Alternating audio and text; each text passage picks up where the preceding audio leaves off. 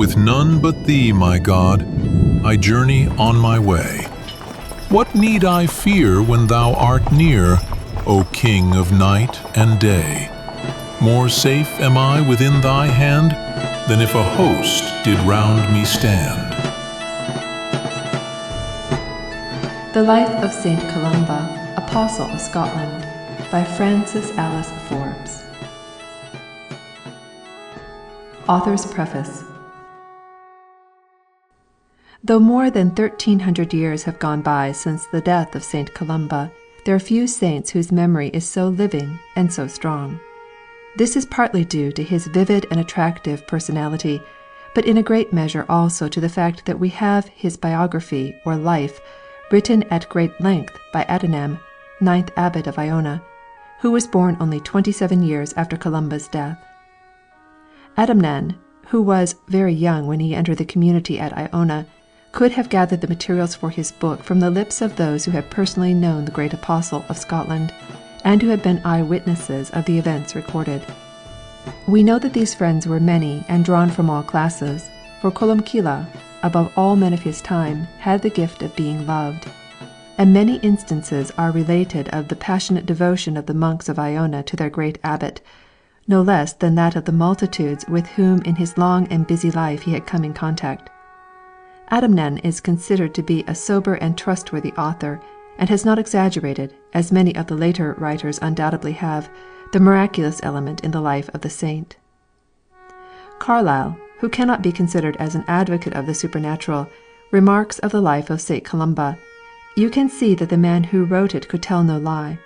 What he meant you always cannot find out, but it is clear that he told things as they appeared to him." There are many interesting relics of Columba still in existence. An ancient stone chalice which he is said to have used at Mass is still preserved in Ireland, together with the flagstones which formed the flooring of Aithne's room the night that he was born. A pathetic custom exists amongst the poor Irish emigrants of sleeping the night before they leave their country on this stone, in the hope that he who made himself an exile from his country for the love of God will by his prayers make the burden of their sorrow easier to bear. The stone which he used for so many years as a pillow is still to be seen amongst the ruins of the Cathedral of Iona, which was erected in the 12th century, near the site of the old abbey church of Columba's building, while the ruins of St. Oran's chapel near at hand enclose the very spot where the saint breathed his last upon the altar steps. But perhaps the most interesting of all the Columban relics are the 3 manuscripts which are said to have been written by the saint's own hand. That Columcille was an indefatigable scribe we know from the witness of many of his contemporaries, and one of the greatest of modern authorities, Mr. Westwood, sees no reason for setting aside the tradition that the Book of Kells and the Book of Durrow are both mainly, if not altogether, Columba's work. The Book of Durrow, indeed, bears an inscription stating that it was written by Columba the scribe in the space of 12 days, while the Book of Kells has always borne the title of the Great Gospel of Columcille. To the objection that a busy man like Columba would not have had leisure to execute the exquisitely minute decorations which are the astonishment of all admirers of Celtic art, it can be urged that many old manuscripts which still exist in an unfinished condition bear witness to the fact that it was customary for the initial letters and ornamental parts of the manuscript to be sketched roughly in and finished by another hand. This is especially to be noted in the Book of Kells, the decorative work of which is certainly of a later date. Both the Book of Durrow and the Book of Kells are to be seen in the library of Trinity College, Dublin. The 3rd manuscript, the famous Psalter, which gave Columcille to Scotland, and which is preserved in the Royal Irish Academy, fell, after the battle of Cuil Dramnea, into the hands of the O'Donnells, Columba's own clan, who treasured it as their most precious possession. It was called the Cathach, or Battler, and if borne into battle by one of pure heart and of clean hands, was believed to ensure them victory over their enemies. It is the least ornamental of the 3, and bears traces of the haste with which it was executed. The existence of these pages, written with laborious care by the hand which has long since mouldered into dust, makes a living link across the centuries with Columcille the Beloved, the great apostle of Scotland. Chapter 1, Child of the Mountain and the Lake. 1400 years ago, in the sweet days of autumn, when the woods of Gartan are clothed in crimson and gold, and the still waters of Loch Fea reflect the deep blue of the skies above, Eithne, the wife of Fedlimid, Prince of Tir Connell, had a strange dream. It seemed to her that an angel of God stood beside her, bearing in his hands a veil scattered all over with the bowers of paradise, and that, spreading it out, he bade her admire its beauty. Eithne was a daughter of kings, but never before had she seen so marvellously fair a web. She stretched out her hands to grasp it, but even as she touched it, it rose and fluttered lightly into the air. Over hill, mountain, and loch floated its shadowy loveliness, till it rested at last on the moors and mountains of a land that lay far away in the moaning seas. Then Eithne wept for the loss of the beautiful veil, but the angel comforted her. "It is but a symbol," he said, "of the Son that shall be born to thee in the days to come. He shall be a prince and a prophet. The world shall be perfumed by his holiness, and he shall bear the flower of the faith among the heathen far over land and sea." When morning came, Eithne told her husband of the dream, and the two took counsel together. That his son should be a great prince in no way surprised Fedlimid. Was he not himself a grandson of the great King Niall of the 9 Hostages, so called because he had subdued 9 kings of Ireland to his will and made them his vassals? And was not the reigning king of all Ireland his near kinsman? No strange thing would it have been in those turbulent days, when the lives of kings were short and uncertain, were the son of Fedlimid himself to be set on the throne as High King of Ireland. But Eithne's dream seemed to point more to a heavenly supremacy than an earthly. Was it an indication of God's will that they should dedicate their child to him? They thought it was, and a few months later, when heaven sent them a fair and beautiful little son, they earnestly prayed to the Giver of all good gifts that he would take their child, if it seemed well to him, for his service. At Douglas, a few miles from Gartan, there lived a holy old priest called Cruithnichan. To him they took the babe, that it might receive at his hands the holy rites of baptism. He was given the name of Columba, not an uncommon name in Ireland at the time, and while as a little child was sent back to the saintly Cruithnichan, that the old man might train him in the ways of wisdom and holiness.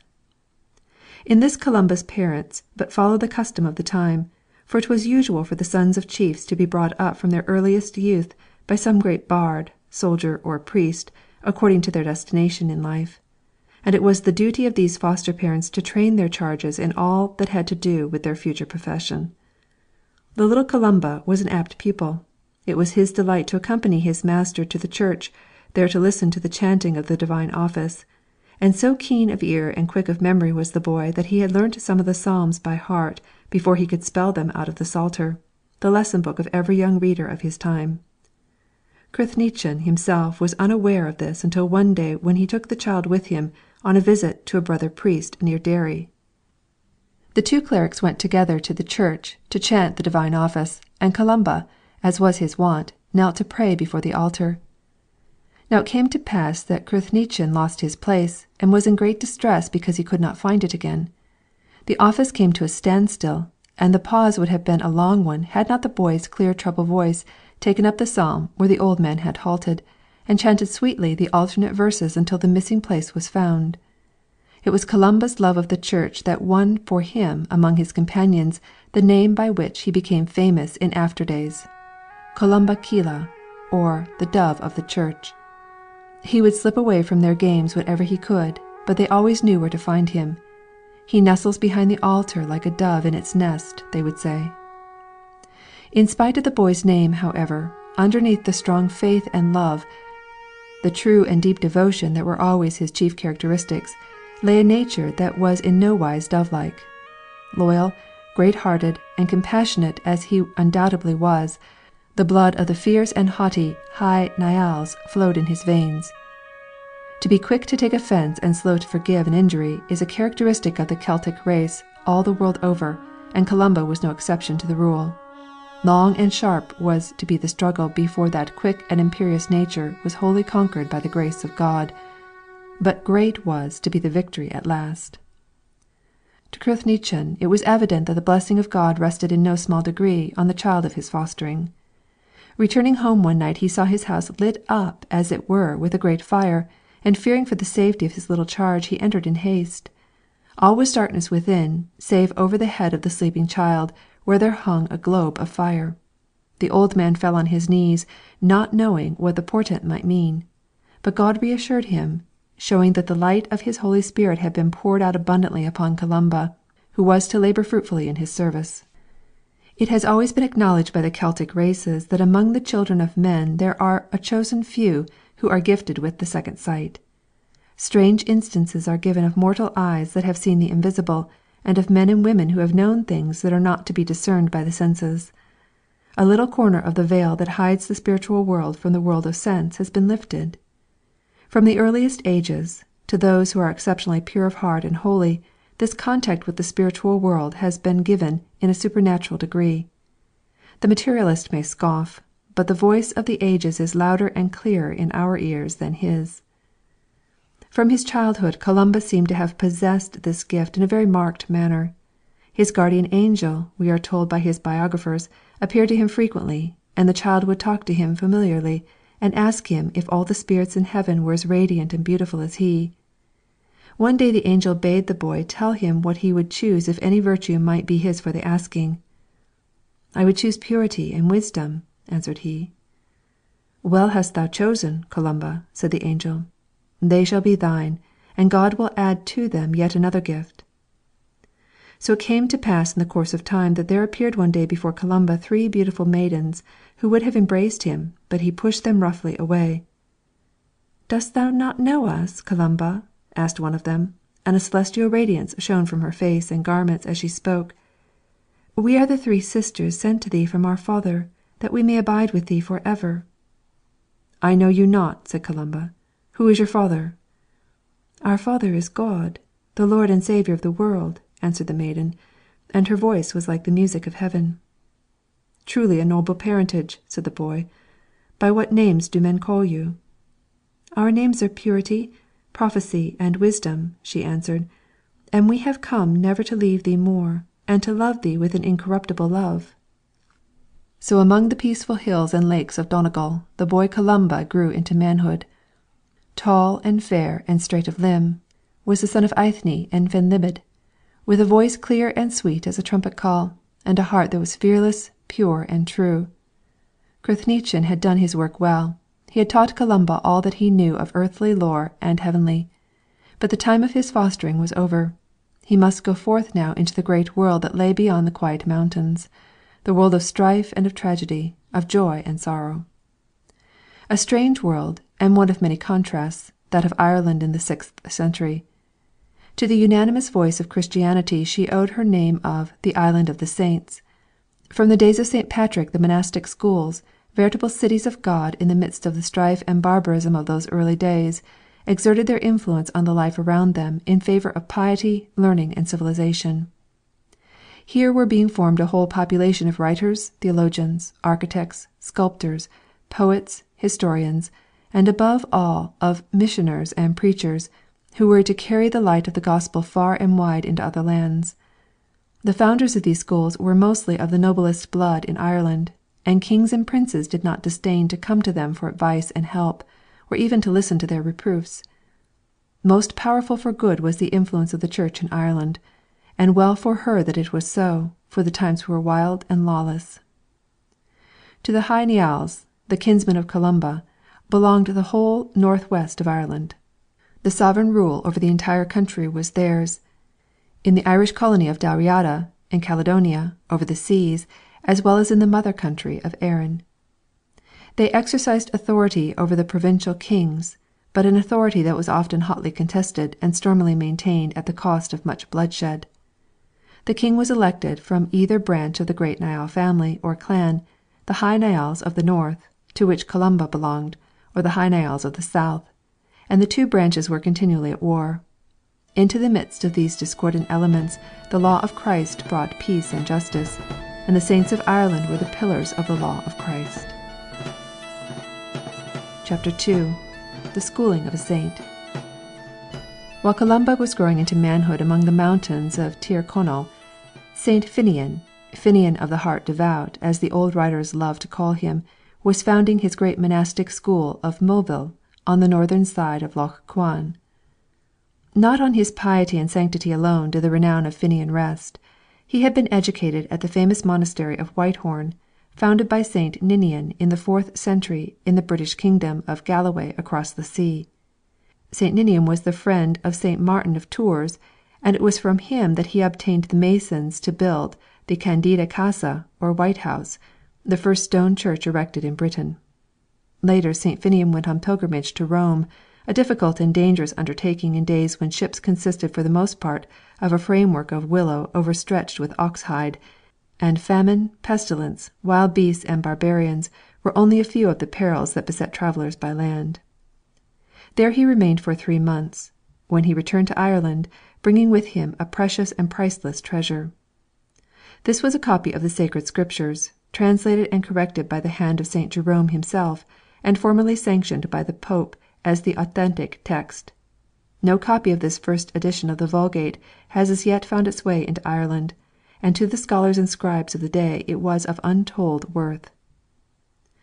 The school of Moville was founded in 540, and St. Columba must have been one of its earliest scholars, for he was born in the year 529, and was about 20 years of age when he left Tir Connell. Here he was ordained deacon, and here also, at his prayer, was worked the first of a long series of miracles that were to continue throughout his life. One festal day, to the consternation of St. Finian, it was found that there was no wine for the Holy Sacrifice. It was the turn of Columba to draw the water that was to be used in the sacred mysteries, and kneeling at the brink of the well, he prayed earnestly to the Lord who had changed water into wine at the marriage feast of Cana, to have pity on their distress.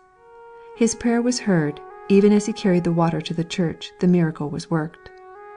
"Here, my father, is wine that God has sent us from heaven," said the young deacon, as he gave the vessel to his master, and Finian marvelled greatly and gave praise and glory to God.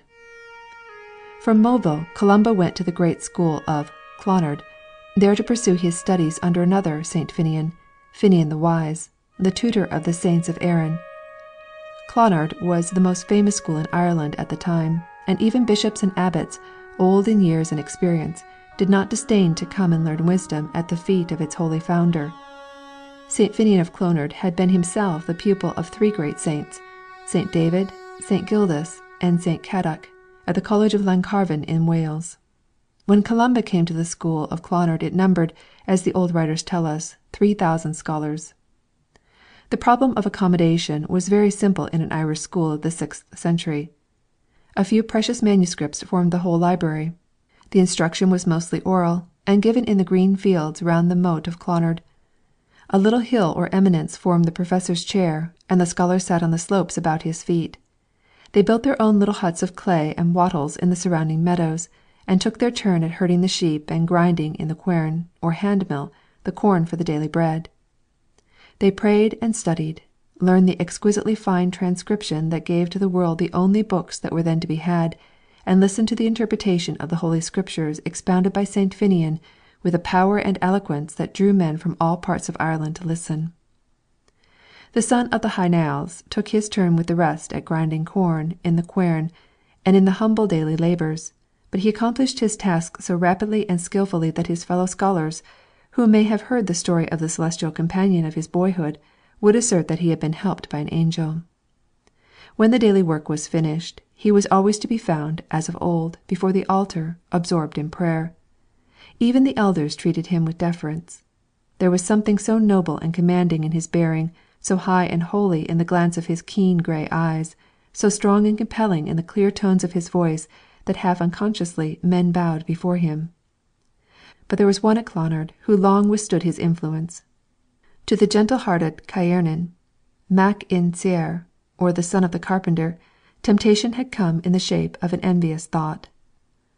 Why should Columba, he asked himself resentfully, be loved and privileged above all other scholars? He was the son of the Prince of Tir Connell, it was true, but in a monastic community such as Clonard, were they not all equal before God? He began to be jealous of the influence exercised so unconsciously by his young companion, and harboured bitterness in his heart. Ciaran's guardian angel grieved over the havoc that was being wrought in the pure and gentle soul.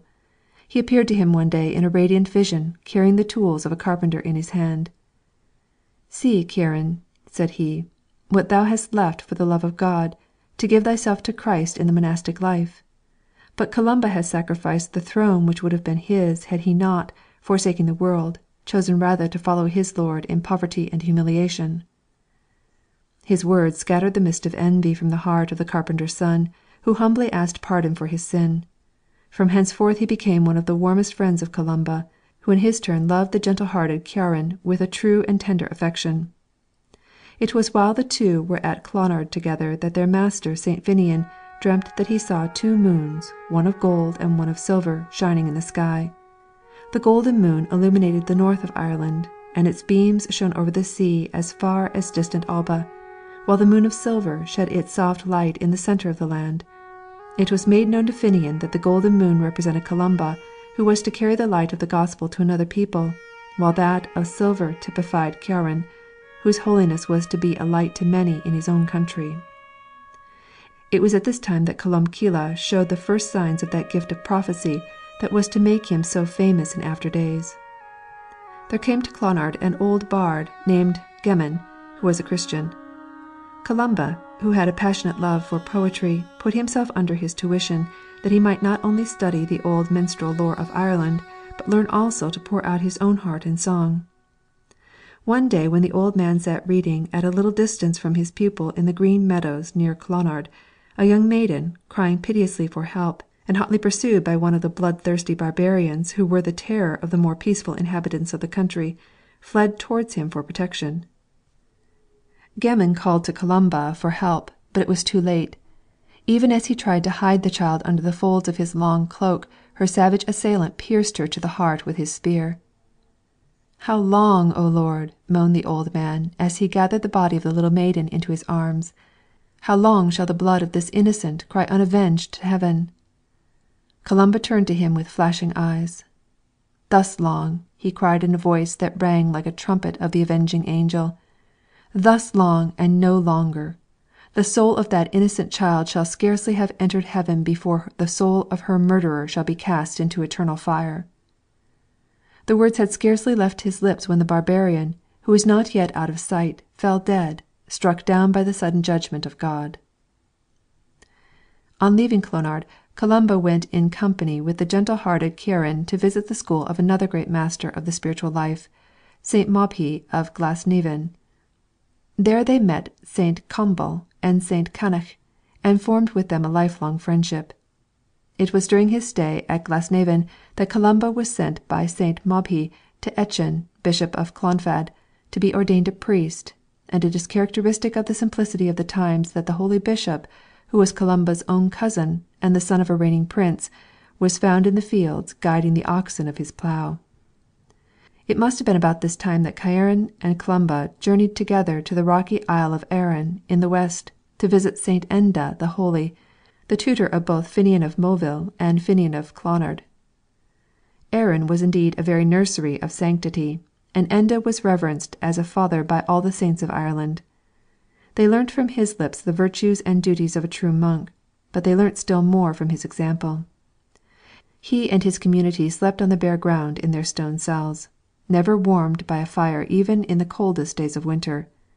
Their frugal food was the fruit of the labour of their hands, but it was little enough that the barren rocks of Arran could furnish. To these men, whose hearts were on fire with the love of God, their desert island was a little paradise, where they lived in close communion with the unseen world, and from whence the voice of praise went up incessantly to the throne of God. We are told that the gentle-hearted Ciaran, the son of the carpenter, was beloved by Enda above all his disciples, and that when the time came for him to leave the Isle of Arran, to found his own great monastery of Clonmacnoise on the banks of the Shannon, the old man knelt and wept bitterly on the rocky shore.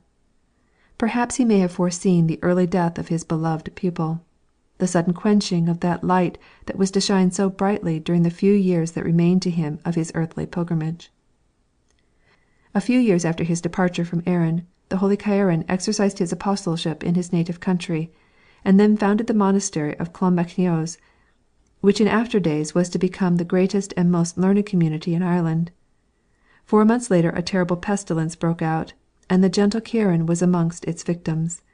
He asked the brethren to take him out into the open air that his eyes might see the blue sky once again before he died. The skin on which he used to sleep was spread on the ground, and they laid him on it, weeping bitterly the while. The dying man then asked to be left alone with St. Kevin of Glendalough, his soul's friend, the beautiful old Celtic name for spiritual father, still used among the Catholics of Western Scotland, who blessed him and gave him the Holy Communion. Ciaran bade him a tender farewell, for, says the old chronicle, he loved him much. Then, lifting his eyes to heaven with a smile on his lips, the pure and holy Ciaran breathed his last, and white angels came and carried his soul to paradise. Chapter 3. Derry and Durrow. The terrible outbreak of plague that carried off young Ciaran in the flower of his age found Columba at Glasnevin. St. Moy bade his disciples disperse to their homes, and Columcille went northwards to Tir Connell. When he reached the stream of Moyola, he prayed earnestly that God might stay the plague on the southern bank of the river, and spare the country of his people. His prayer was heard, and the terrible scourge forbore to cross the water. Columba was now 25 years of age, and his friends and kinsmen earnestly desired that he should found a church and monastery in their own country. His cousin, the Prince of Ailech, even offered him a piece of land on the northern coast, but Columba was deaf to their entreaties. His master, St. Moy, had given him no permission to found, and without it, so great was his reverence for the holy old man, he would take no steps in the matter. But Moy had fallen a victim to the pestilence, and was sick unto death. One of his last acts was to send messengers in search of his beloved disciple, to take him his blessing and his girdle, in token that the time had come for him to found his monastery. The spot that Ailech had offered to Columba was altogether after his own heart, and was now most gratefully accepted. The so-called island of Derry, or Dare, surrounded as it was on 2 sides by the Foyle water, and on the third by a marsh, consisted of a gently rising green hill, crowned on the summit with a beautiful wood of oaks. So dear was the oak grove of Derry to Columcille, that rather than cut down one of its trees, he preferred to build his church in the space that remained between them. The cells of the monks were placed at the foot of the hill by the water's edge, and it was not long before the young men of Tir Connell came flocking to Dare to give themselves to the service of God under the rule of their young kinsmen. It was in this beloved church of Derry that it was given so often to Columba to behold the angels adoring their Lord on his altar throne, and to hear the melody of their voices as they sang the eternal song of praise. Prayer, labour, and study divided the hours of the day, and young as was the abbot, the hand that governed, though gentle, was very firm. Columba had learnt from his holy masters in the spiritual life to lead his monks by example, even more than by precept. He slept on the bare ground, with a skin for covering and a stone for pillow. 3 times in the night he rose to pray, and his food was of the scantiest and poorest description. Though my devotion is great, he would say, I sit in a chair of glass, for I am frail and fleshly. No work was too menial for him, and he would carry the sacks of grain on his strong shoulders from the mill to the kitchen, like the humblest brother. His austerities were the admiration of his monks, who strove in all things to follow the example set before them. Of all the foundations of Columba, and we are told of no less than 37, Derry was the one that remained always the dearest to his heart, and many of the sweet songs of his making celebrate its praises. The reason I love Derry is for its peace and its purity, and for its crowds of white angels from one end to the other. My Derry, my little oak grove, my dwelling, my dear little cell, O eternal God in heaven above, woe be to him who violates it, sings the saint, in the soft Erse or Gaelic of his native land. On every leaf of the oaks of Derry, he would say, there sits a white angel, listening to the brethren as they sing the praises of God. The dear oak trees of Derry were never to be cut down, and if one were uprooted by the storm, it was to lie for 9 days before it was divided between the poor and the guest house of the monastery. There was a hamlet on the northern side of the hill, and 100 poor were fed every day by the monks of Derry. Once, during a thunderstorm, some of the wretched little houses caught fire. The people hastened to Columba, who went at once to the church. There, with outstretched arms, he poured forth his soul in supplication before the altar, and the fire ceased at his prayer. A fragment of the rule in use amongst the old Celtic monasteries has been preserved, in which we can see the spirit of the monks of Columba's time. Yield submission to every rule. That is devotion. A mind prepared for red martyrdom. That is death for the faith. A mind fortified and steadfast for white martyrdom. That is the trials and mortifications and crosses of earthly life. Forgiveness from the heart to everyone. Constant prayers for those who trouble thee. Love God with all thy heart and all thy strength, and love thy neighbour as thyself. Strong and simple like the saints of the time, to whom the red martyrdom might come at any moment, and to whose fiery natures the forgiveness of injuries was not always the easiest of precepts. But Derry, with its oak grove and its angels, was not the only spot that was dear to Columba. Foremost in his affections amongst the other religious houses of his founding was Durrow, in Irish Dana, or the Plain of Oaks. It was also known as Druin Cain, or the Beautiful Hill, and well did it deserve its name. The land, as was the case with so many of the old monasteries, had been given to Columba by a reigning prince, probably a kinsman of his own.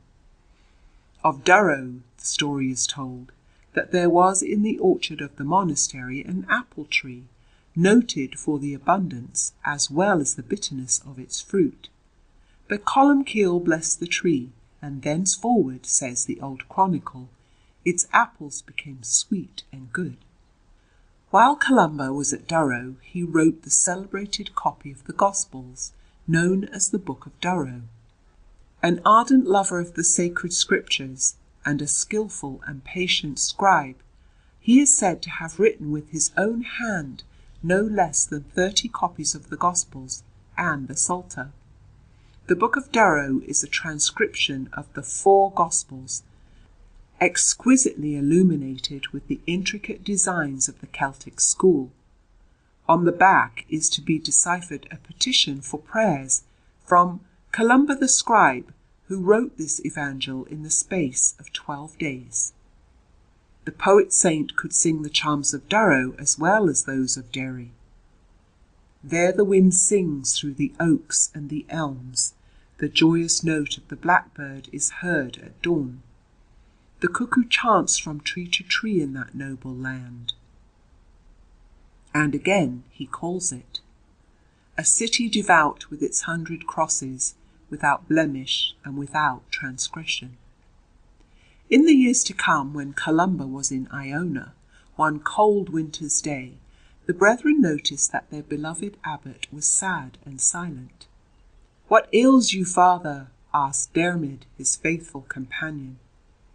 "My soul is sorrowful," said Columcille, "for my dear monks of Durrow. Bitter is the weather, and their abbot keeps them hard at work, fasting and a cold.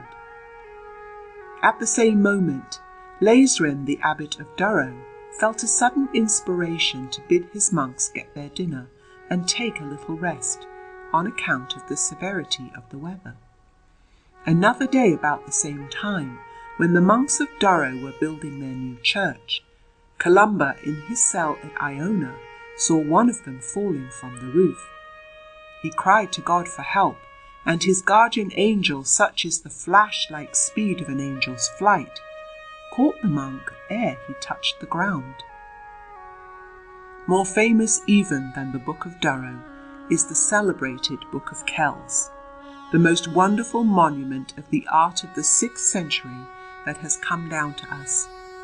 It was written also by the hand of Columcille for Kells, his third foundation, though some of the illustrations were probably added at a later date. The story runs that not long after the foundation of Durrow, Columba went to Kells, one of the royal seats of Diarmid, High King of Ireland. Now Diarmid belonged to the southern branch of the Herne Isles, and was regarded by the northern branch with no great favour. When Columba arrived, the king was absent, and the saint was treated with scant ceremony by the soldiers of the royal guard, to whom he was probably a stranger. When Diarmid returned and heard of the insult that had been offered in his royal palace to the greatest and most beloved of the saints of Erin, one of the royal blood and his own cousin, he was ready to make atonement by any means in his power.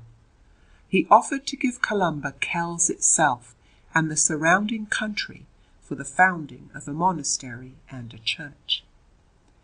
It is possible that Diarmid, whose seat on the throne was anything but secure at the time, was not unmoved by the thought that the powerful clan of the High Niles of Tyrconnell would not be slow in avenging the insult to one of their clan. However that may be, Columba accepted the gift with gratitude, and so the monastery and the church of Kells came to be built. The great Gospel of Columcille, or the Book of Kells, has been the admiration of all ages. The patience and the delicate skill required for such an undertaking is to be wondered at.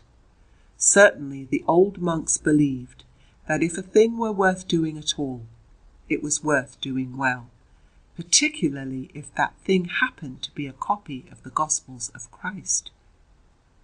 The untiring zeal and the labours of Columba had indeed brought forth fruit throughout the whole country.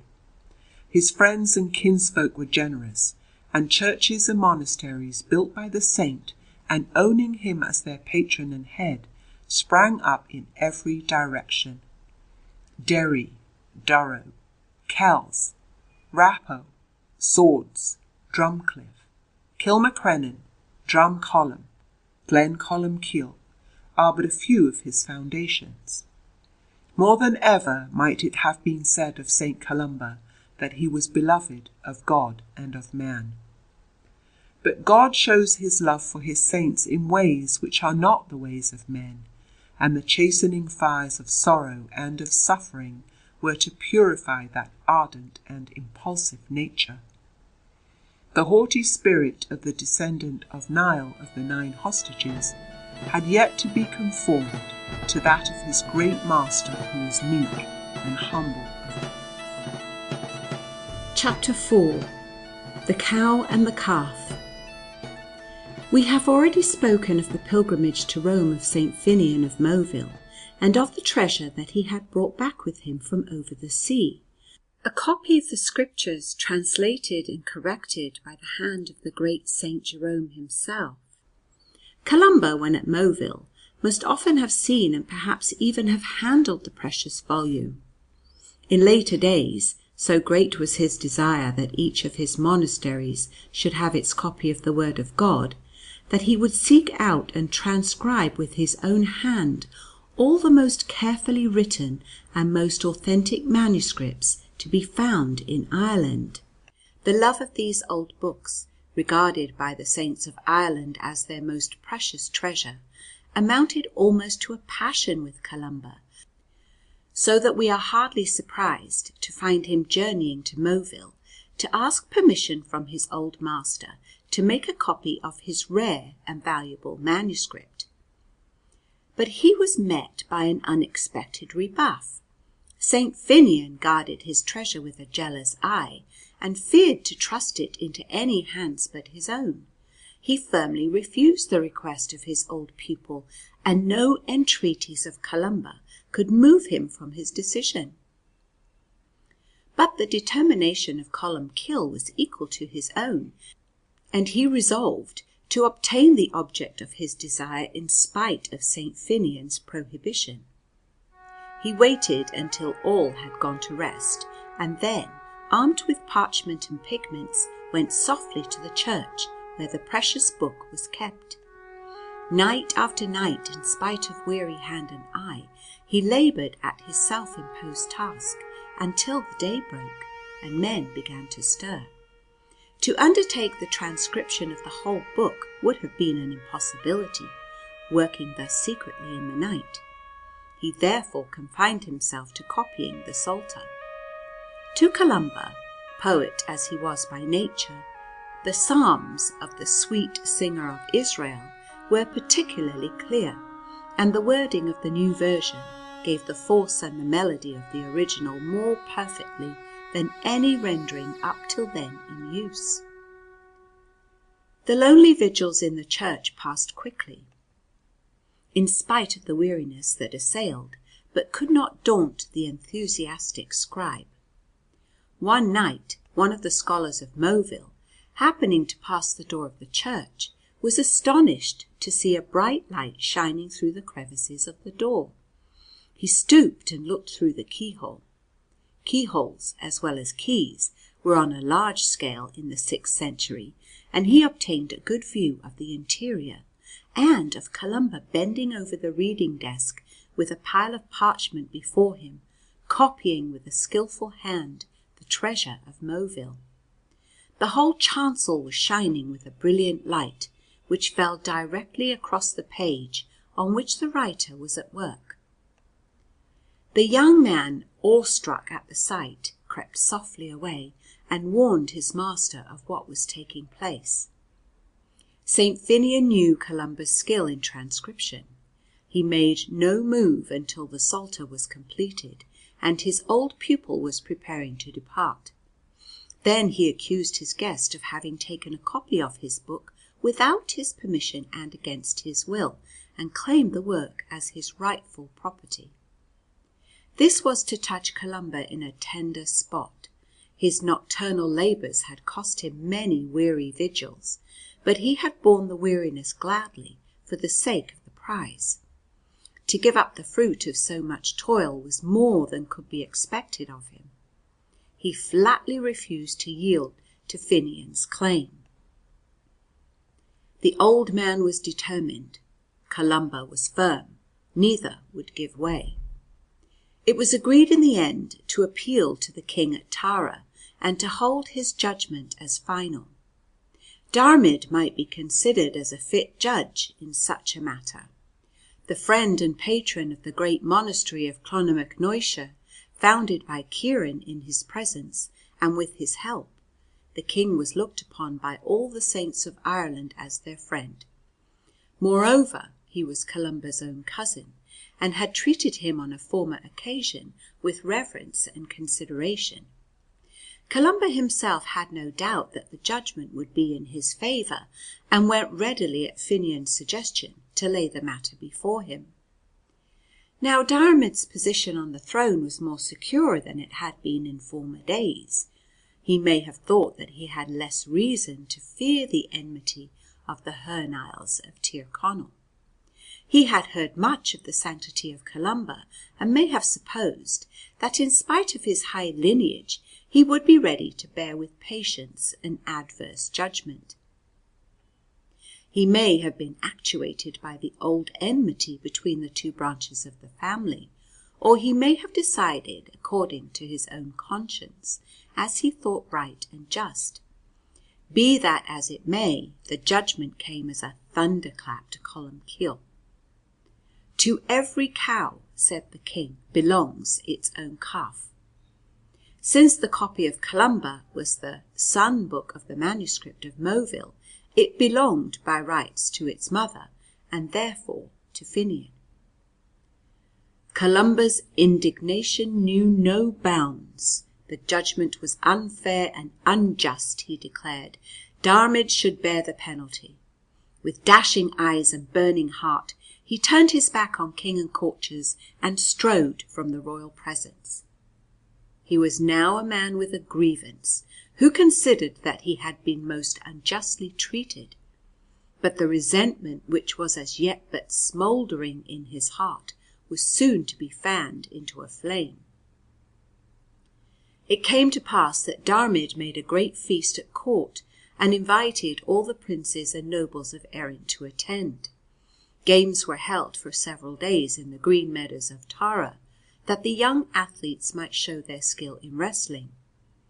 Now brawling and quarrelling at these royal games had been strictly forbidden by the king on account of the serious accidents that had happened on former occasions. But the blood of young Ireland was hot and undisciplined, and in a moment of anger, Cernan, the heir of the Prince of Connaught, struck the son of the king's steward and felled him to the ground. The act was altogether unpremeditated, but the blow had struck the lad in a vital spot. When they tried to raise him, they found that he was dead. Young Cernan dared not face the wrath of Diarmaid, and fled for protection to Columba, who was his kinsman. It was an acknowledged thing that an abbot or the founder of a religious house had the right to give sanctuary even to great criminals, and the claim was universally respected. But Diarmaid was very angry, and sent messengers who dragged the boy from the very presence of Columba and put him to death on the spot. This fresh insult was more than Columcille could bear. The rights of the church had been violated in his person. His own people, the Hy Nials of the north, should judge between him and Diarmaid, he declared, and set forth on his journey northwards, breathing vengeance as he went.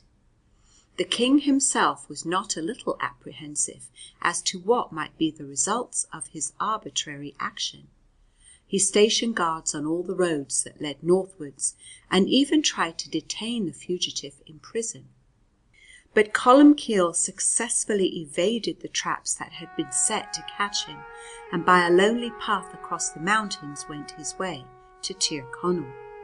As he journeyed, he sang a song of confidence in the God in whom he trusted to protect the right. I am alone upon the mountain. Do thou, O God, protect my path. Then I shall have no fear, though 6,000 men were against me. What protection shall guard thee from death? The Son of Mary shall cause thee to prosper. The King who has made our bodies, he it is in whom I believe. My Lord is Christ the Son of God, Christ the Son of Mary, the great Abbot, Father, Son, and Holy Ghost.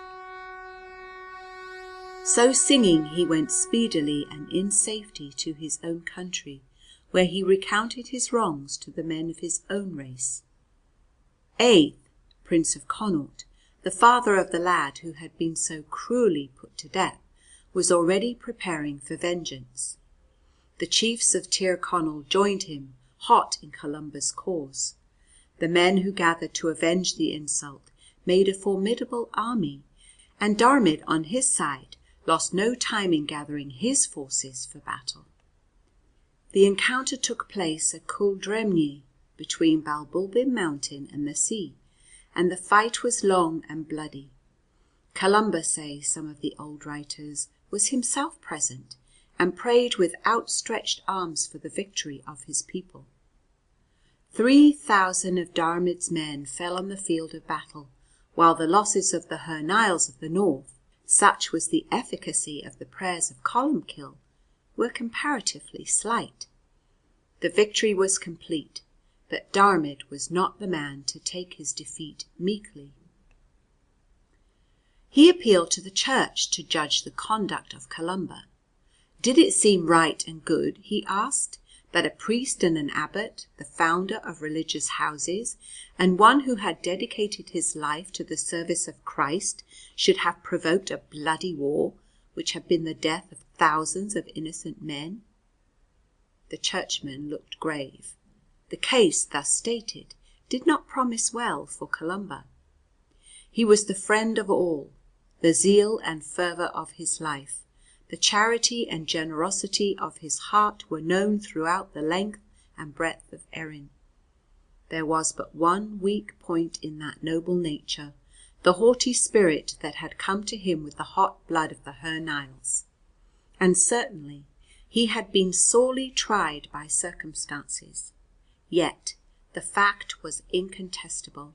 His conduct as abbot and as a priest was open to the gravest censure. He was ordered to appear before an ecclesiastical council, which was summoned to meet at Ceatt in the heart of the king's domains, to hear the judgment that should be pronounced upon him by the saints of Erin.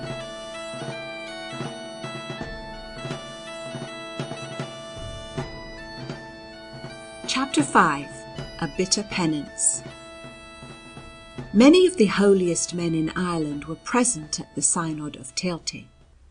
St. Enda of Arran had passed from his life of penance to the glory which is eternal, but St. Brendan of Birr, and probably his namesake, the Bishop of Clonfert, with his assistant St. Moynan, Honor of Clonmacnoise, successor of the saintly Karen, and St. Kevin of Glendalough, formed part of the council.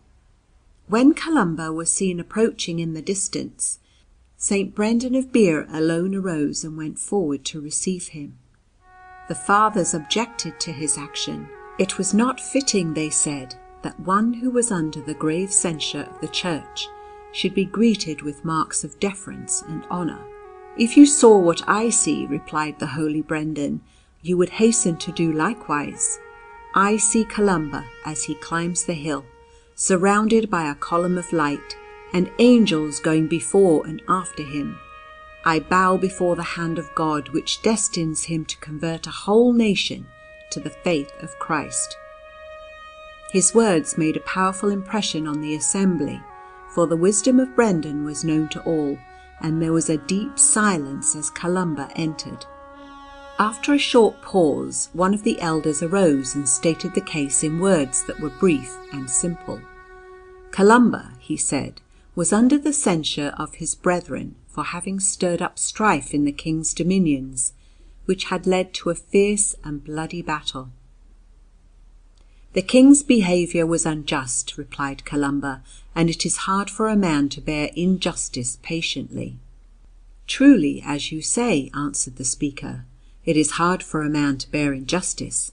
Yet judge yourself if it is more fitting that one who has dedicated his life to the service of Christ should bear injuries patiently, or that he should avenge them at the point of the sword." He went on to speak of the duties of a Christian and of a priest, of the insults and humiliations offered to Jesus Christ, their master and their model. The words were of one who had himself striven and conquered, of one who had a right to speak.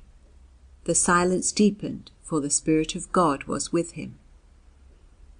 Alone in their midst stood Columba, but his head was bowed upon his breast, and the grey eyes that had dashed so stormily at the court of Tara were dim with tears.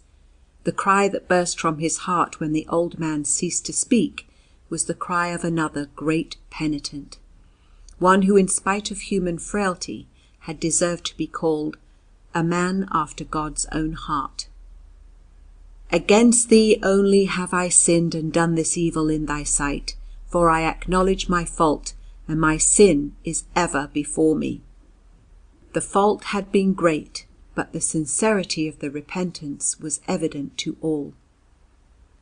"Go in peace," was the verdict of the council, and for every man that fell on the field of Cuil Dremni win a soul to the faith of Christ. Sentence had been given, but Columba was not content. He had grieved that Lord who, from his childhood, had been the sole love of his heart, and no penance was great enough to satisfy him. Moreover, the fate of the men who had fallen at Cuil Dremne was an intolerable burden on his soul. Through his fault they had been hurried, perhaps altogether unprepared, before the judgment seat of God. The thought that they might be lost for all eternity was a perpetual torture to him, and he went from one to another of the saints of Erin, seeking advice and help. In due time he went to St. Abban, like himself a monk, and the founder of many religious houses. Men called him the peacemaker, such was his power over turbulent and violent men. Not long before he had gone alone and unarmed to meet one of the fiercest barbarians of the land, the heathen chief of a reigning clan, and the terror of the surrounding country. Such was the influence of Abban that the marauder laid down his arms, and became in course of time not only a Christian but also a monk of exceptionally holy life. Columba found St. Abban in the church of one of his religious foundations, known amongst the people as the Cell of Tears, on account of the contrition of the penitents who frequented it. He besought the holy abbot to pray for the souls of those who through his fault had met their death, and the thought of whose fate had destroyed his peace. He entreated Abban also to pray to God that he would reveal to him through the angel who spoke to him continually of the things of heaven, whether they were saved or lost. The humility of the holy abbot would not allow him for a long time to accede to this last request, but in the end, so moved was he by the anguish of Columba that he fell on his knees and implored of God to give this comfort to a soul in pain. The knowledge that he asked was given him. He returned with great joy to his visitor to tell him that, through the infinite mercy of God, the souls of all who had fallen on that fatal day had been saved. The chief solicitude of Columba was now at rest, but the future was not yet clear before him. How was he to mould his life that the days to come might be an atonement for the fault that was past? He had learnt his own weakness. He must lean more than ever on the strength that cannot fail, and the desire for a more perfect expiation was strong in his heart. He determined to seek out St. Molaise, his soul's friend, in the lonely isle of Inishmurray, and to ask his counsel. St. Molaise knew well the character of his penitent. The penance that would satisfy that great heart must be full and complete. To Columba, the love of country came next to the love of God. The decision was taken ere the penitent had ceased to speak.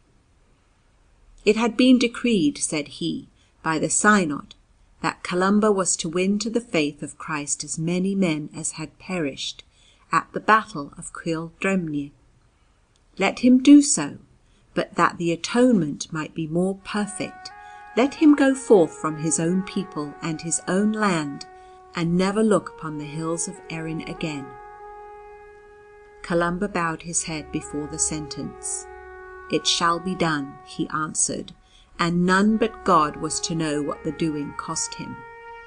It only remained to break the news to his friends and kinsfolk. A wail of sorrow rang through Tir Connell at the tidings. It is not surprising that the land of Alba over the sea suggested itself at once to Columba as the place of his exile. The little kingdom of Dalriada on the Argyllshire coast was ruled by one of his own kinsmen, and reports of the condition of the surrounding country had possibly reached his ears. The Christianity introduced by St. Ninian 200 years before had almost disappeared. The ruling chiefs were completely under the influence of the Druids, and heathenism and idolatry were supreme throughout the land. There his apostolic spirit would be able to find ample scope. We are told by some of the old writers that the thought of a missionary journey to Caledonia had been for years one of his dearest projects. If that were so, the time had now come to put it into execution. Columba chose the companions who were to share in his great undertaking from amongst the monks of Derry. 2 cousins of his own, Baithen, who was to succeed him in after years as abbot of Iona, and his brother Cobthach, were among the number. But the disciple who loved him the most was Maconna, son of the King of Ulster, whom Columba considered too young for an enterprise that involved so many dangers, and to whose entreaties he refused to yield. It was not fitting, said he, that the young monk should leave the country of his birth and the parents to whom he was so dear. But Maconna would not be gainsaid. "Thou," he cried, "art the father of my soul, and Holy Church is my mother, and my country is the spot where I can work most fruitfully for Christ." Then, that it might be impossible for his beloved master to leave him behind, he made a vow before all who were present to quit his native land and to follow Columba to the death. It was in this wise that the determined and devoted Maconna overcame all opposition and obtained his heart's desire. He was to become one of the most active and zealous of the little band of missionaries. In Alba, where he was venerated for many centuries under the name of St. Macaw, as the patron and founder of the See of Aberdeen. Thus, with only 12 companions in the wickerwork curraghs, covered with oxhide that were the only boats of the Celtic races at the time, the future apostle of Scotland set sail from his native land. A great crowd, gathered from all the surrounding country, stood on the shore, and as the light skiff sped out into the sea, and the green hill of Derry faded slowly from the eyes of the mariners, the sound of a bitter wailing was borne to them on the breeze. The best beloved of the saints of Erin had left her, and she mourned for him as one lost to her for ever. Chapter 6. The Isle in the Western Seas. It must have taken the little band of missionaries, even if the wind were in their favour, fully a day to make the coast of Caledon, or the land of forests, as Scotland was then called by the Britons south of the Clyde. They landed first, we are told, on the island of Oronsay, but on climbing a hill to look out over the waste of waters, Columba caught sight of the far faint coast of Ireland, lying like a blue cloud on the horizon. It was more than he could bear, and the mariners put out to sea again, sailing northwards till they reached the little island of High, or Iona, off the coast of Mull. High, or He, means the island, Iona, the blessed island. The bay where they landed still bears the name of Porta Curra, or the Bay of the Wicker Boat. No trace of the hills of Erin was to be seen from the low-lying rocks of Iona, nothing but the blue mountains and the dark crags of the Hebrides and the white-capped waves of the sea. Here, therefore, the ambassadors of Christ resolved to build their little monastery and to make their home. It was a happy choice. No better quarters could have been found for a missionary station. Iona, separated only by a narrow channel from the island of Mull, lay exactly opposite to the friendly kingdom of Dalriada, and the missionaries had only to sail up the chain of lochs, now united by artificial means and called the Caledonian Canal, to find themselves in the heathen country of the Picts. The weird and austere beauty of the Hebrides, with their wild rocks and foaming seas, did not at first appeal to the Gaels of Ireland, fresh from the green hills and smiling landscapes of their native land. The bare crags and the dark mountains, the grey skies and the hollow waves that beat perpetually on those bleak shores and bring the eternal note of sadness in. The wailing of the wind through the caves and the narrow channels, fretted into weird shapes by the ocean tide, made a music which was alien to their ears and strange melancholy to their warm Irish hearts. Again and again the passionate note of longing for the dear mother country breaks out in the writings of Columba. "'Twere sweet to sail the white waves that break on the shores of Erin. 'Twere sweet to land mid the white foam that laps on the shores of Erin. My boat would fly where its prow once tombed to the dear land of Erin."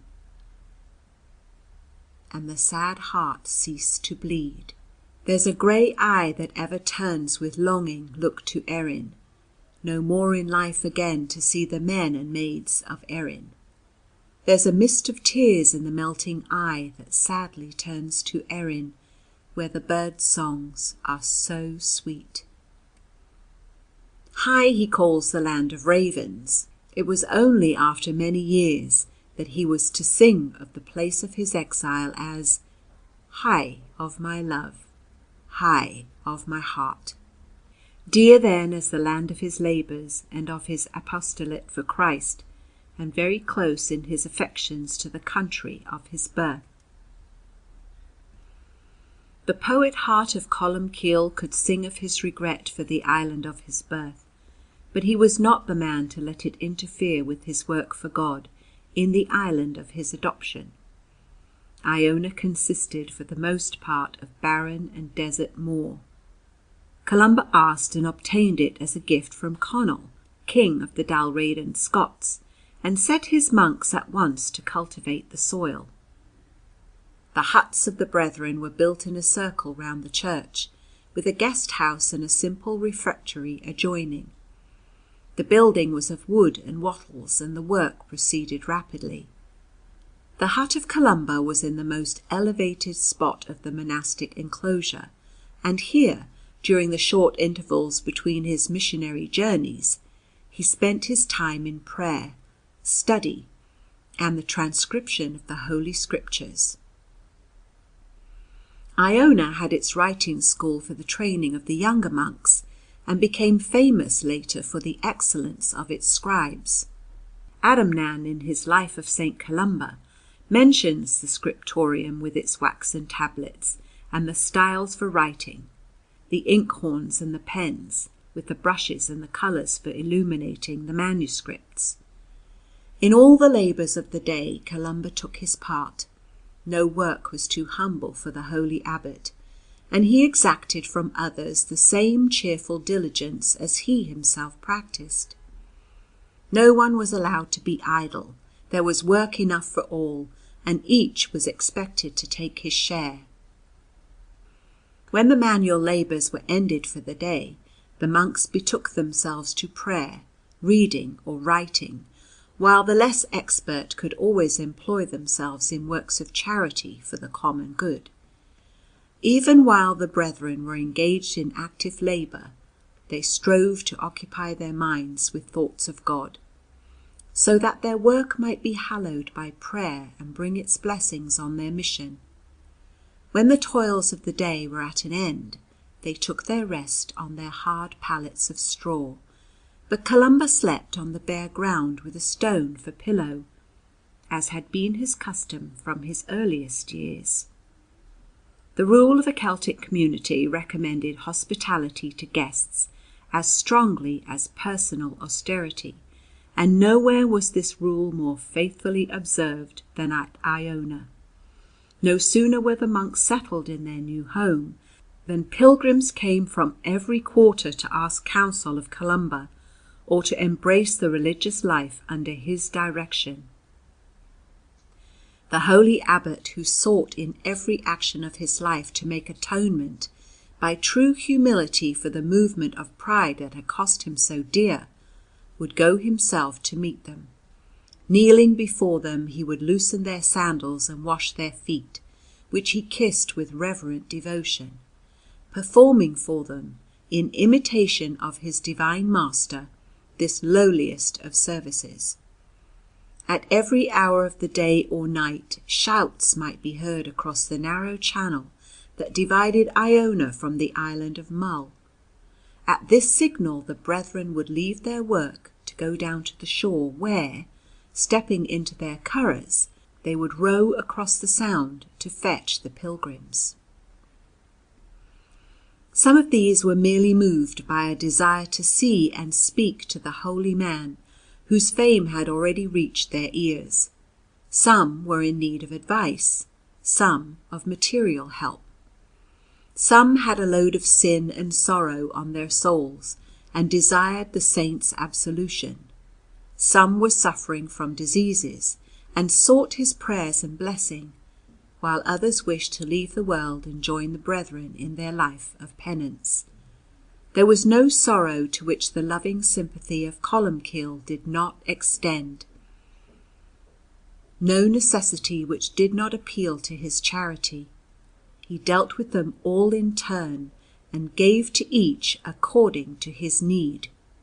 It was on one of these occasions that Columba, engaged at the moment in transcribing the Scriptures, foretold sadly that one of the pilgrims who was heard shouting lustily on the seashore would shortly upset his inkhorn. The visitor, a too enthusiastic admirer, in his eagerness to embrace the saint, fulfilled the prediction to the letter. Luckily, the sleeve of Columba's tunic was the only thing that suffered. He had probably put the precious manuscript in a place of safety. He was careful with those who desired to embrace the religious life, and would make trial of their vocation with wise severity. He knew well that in those wild days it was no uncommon thing for men who had led evil lives to desire to make atonement for their sins in a monastery. Given that the repentance were sincere, he wholly approved their design, for many of the saints of the Church have been converted sinners. But he knew also the weakness of human nature and the strength of the evil habits of a lifetime, and demanded that such penitents should go through a long probation and prove their sincerity by humility and obedience to those in charge of them before they were admitted to the religious life. For these would-be monks he founded communities on some of the neighbouring islands, where wise and saintly men might try their virtue by a probation which lasted sometimes for 7 years, or even longer when necessary. On one occasion, when Columba was visiting one of these foundations on the island of Himba, he ordered that in honour of his presence some savoury addition should be made to the frugal midday meal. The brethren gratefully partook of the holiday fare in the spirit in which it was given, with one exception. This was one of the penitents who was undergoing his probation, and who seemed to think it more perfect to refuse the proffered dainty. Columba, with kindly insistence, offered the dish with his own hands to the reluctant brother, and pressed him to partake of it, thinking that some scruple might be distressing him. But he was met with an abrupt refusal. For a moment Columcille was silent, then looking at the man sternly, he said, "You refuse the comfort which I and your superior think it right to offer you? The time will come when you will become a thief again, as you were of old, and will steal venison for your own pleasure in the forests of your native place." The prophecy was fulfilled. Not long after, the man returned to his evil life, and died unrepentant in his own country. In spite of these precautions, the community at Iona increased so rapidly that the island soon became too small to hold it, and little bands of devoted men were sent forth to found other monasteries on the mainland, to spread the faith and love of Christ. There are more than 90 churches in Scotland that can trace their foundation to the time of Columba, and each church, according to the custom of the time, had its neighbouring monastery. The first missionary journey of Columba was to the Scots of Dalriada. They were Christians, it is true, but living as they did, surrounded on all sides by a heathen population, they were apt to be influenced more or less by the customs of their neighbours. It was necessary that friendly relations should be established with these men, themselves originally of Irish extraction, before attempting the conversion of the Picts. The monks of Iona were hardy mariners as well as tillers of the soil. The Holy Island had its little fleet of curraghs, which varied in size according to the number of ox hides used in their construction. In these frail barks the missionaries would brave the stormy seas of the Hebrides and all the dangers of the deep, secure in their trust in God and the prayers of their holy abbot. There were sharks and whales too on the coasts of Caledonia in those days, and the curraghs were small protection against such monsters. But the hearts of the mariners were stout, and their faith was strong. They sailed northwards to far St Kilda and the Orkney and Shetland Isles, where the ruins are still to be seen of churches which they founded.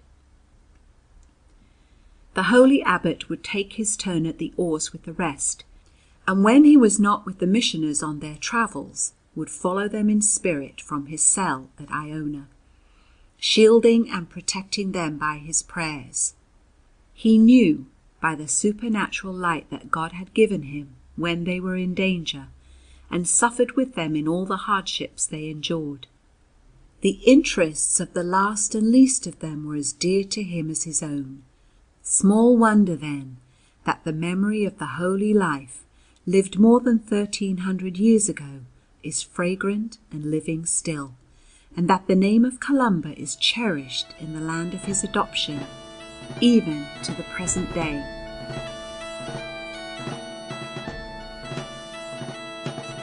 Chapter 7. The Apostle of Scotland.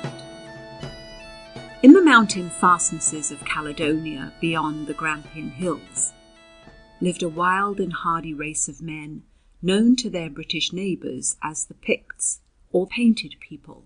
The name had originally been bestowed on them by the Romans in allusion to their habit of going into battle with their bodies tattooed all over with strange devices. They were a brave and warlike tribe who had resisted the landing of Agricola and his legions, and after several pitched battles had driven the Roman eagles triumphantly before them to the sea. In later days they became the terror of the Britons of Strathclyde and Northumbria, descending upon them in wild hordes and raiding their country without mercy. These men were the original ancestors of the Highlanders of Scotland, in whom the courage and the fighting spirit, typical of the race, have survived through all the vicissitudes of their country, and who to this day are acknowledged to be the bravest and hardiest of the soldiers of the empire. It was to this people, like himself of Celtic origin, that Columba was to carry the priceless gift of the faith, entering with a handful of unarmed men into the heart of the country, which the Roman legions had feared to penetrate. Brúd, or Bemith, the Pictish king, was entrenched in his fortress on a rocky hill near the site of Inverness. The little band of missionaries wound their way up the hill, chanting as they went a psalm of confidence in God. At their head was Columba, bearing aloft the cross. The tidings of their approach was brought to the Pictish king, who ordered that the gates of the fortress should be barred against them and admittance refused. Broichem, the high priest of the Druids, the foster father and chief adviser of King Brúd, was probably responsible for the order, for, the Christians once admitted, he feared that his influence would be no longer supreme. Columba, however, was not in the least daunted by this inhospitable reception. He made the sign of the cross before the barred gates, and struck them strongly with his clenched fists. Bolts and bars shot back at his touch, and silently the great gates rolled open to give the saint and his companions passage. The king, who had seen the marvel together with all his court, was struck with fear, and went to meet Columba with fair and peaceful words. From henceforth he treated him with reverence and courtesy, confirming to him the gift of Iona, which might be considered to lie as much in his territory as in that of the Dalriadan king, and remaining throughout his lifetime a true friend and protector. It was not until some time later that he became a Christian, but the Druids could foresee the results of his friendly intercourse with the missionaries, and resolved not to lose their influence without a struggle. Their bitter enmity was to follow Columba for years, and to be the chief hindrance to his work amongst the Picts. The religion of the Druids of Caledonia differed in some degree from that of the Druids of Britain. The people were taught to worship the sun, the rivers, and the forests. Certain of the streams and wells which were, said the Druid priests, under the influence of a beneficent spirit, were wholesome and good to drink, while to taste of others which they declared to be under the rule of evil spirits would be followed by instant death. The first thing to be done was to convince the people of the falsity of their belief, and to make them cease the idolatrous practices connected with it. Columba drank in their presence of the water that was supposed to be deadly, to prove to them that no evil effects would follow. The Druids pursued him wherever he went, interrupting him continually in his preaching, holding him up to the derision of the people, and misrepresenting what he said. Columba bore all their insults with patience, but when it came to trying to drown the missionaries' voices in the singing of the psalms of the church with shouts and mocking cries, his zeal for God's glory overcame for once his meekness, and he intoned the holy chant in such a voice of thunder that his adversaries were silenced, and the king and his people trembled with fear. In spite of the Druids, crowds flocked to hear the preaching of Columba, and many were converted to the faith. On one occasion, shortly after the conversion to Christianity of a whole family, the eldest son fell ill and died.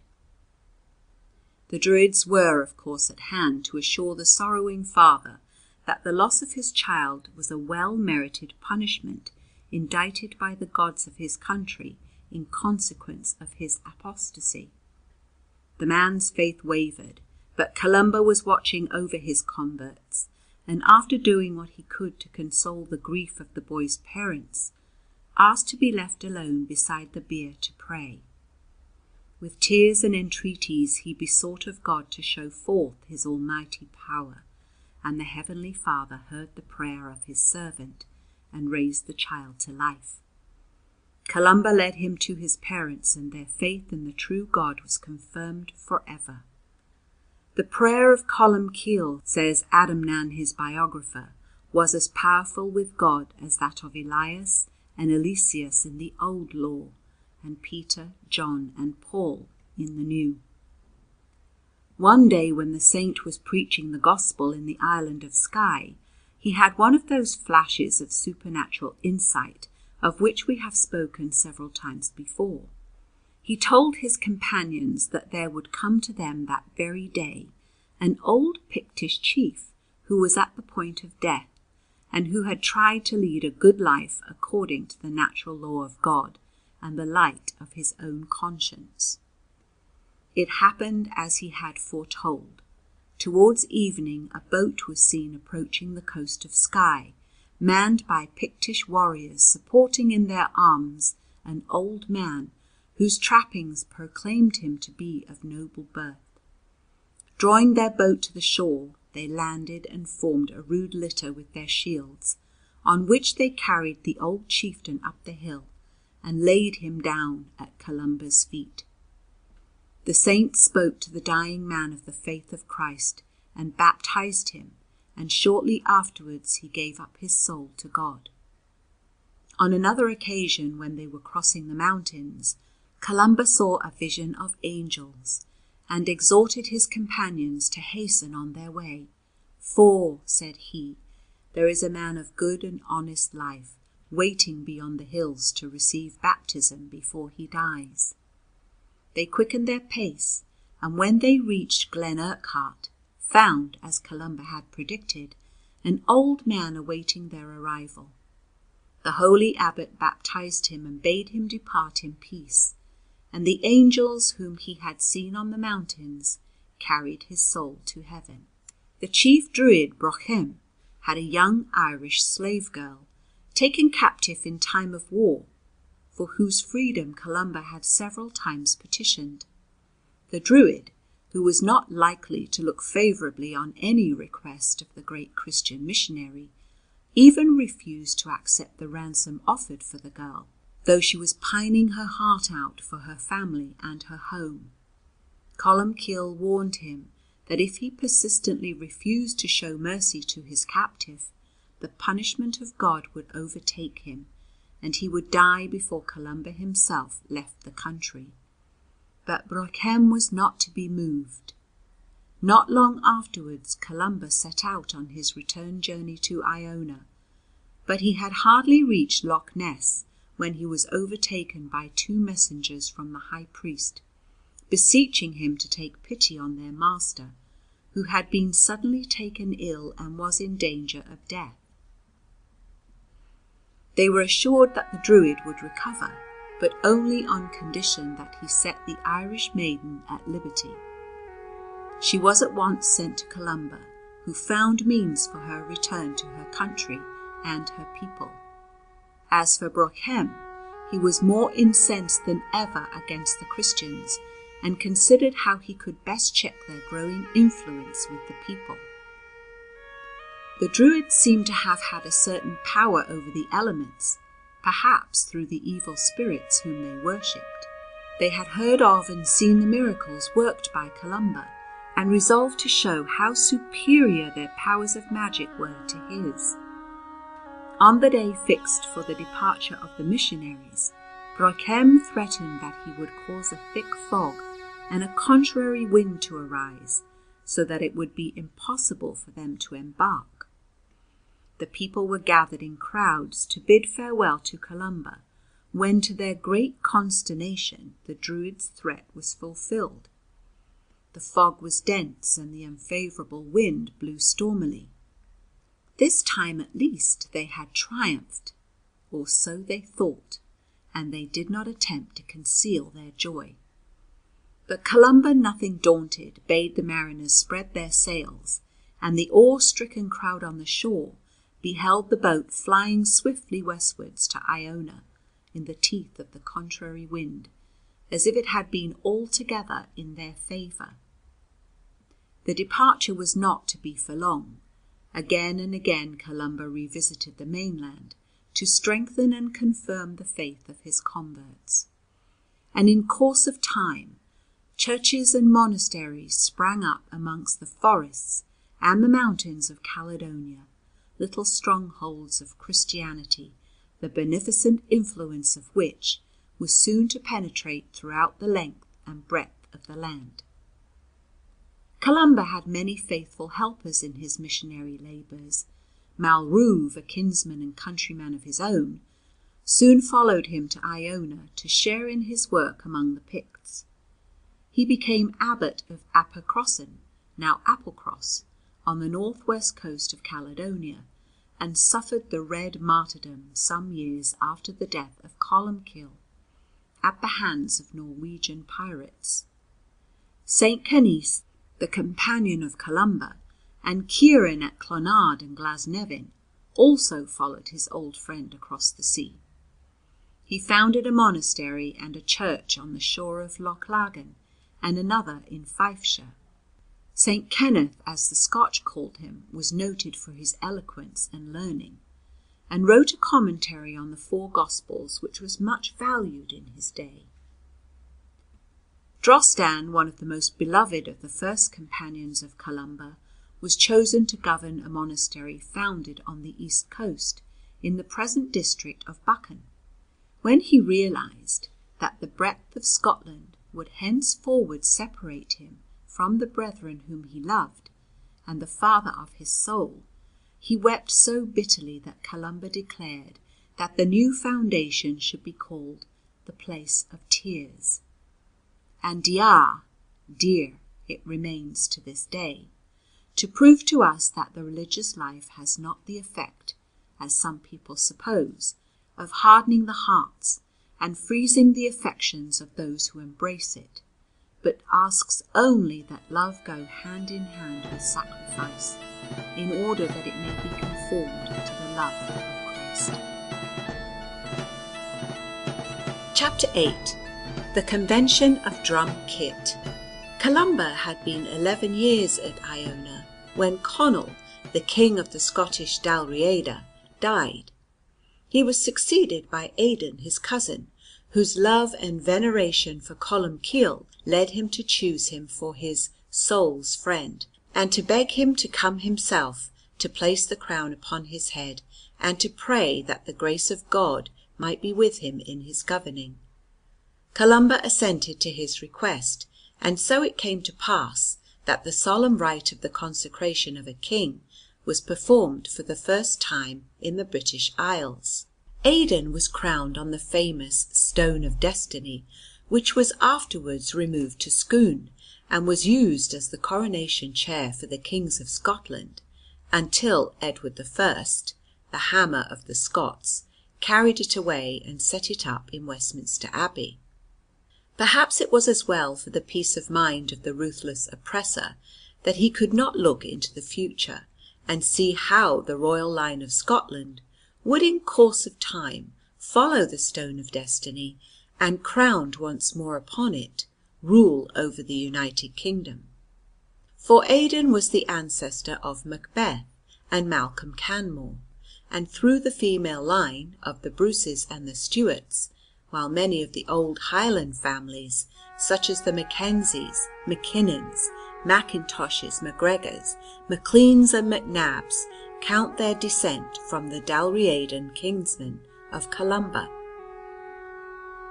The little kingdom had become powerful, and the yearly tribute to Ireland was galling to the pride of the Scots. They would fain have cast off the Irish yoke, and were quite ready to fight for their independence.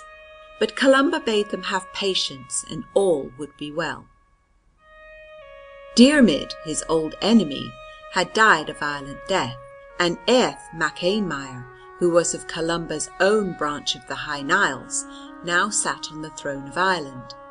The time seemed ripe for the saint to use his influence on behalf of Dalriada.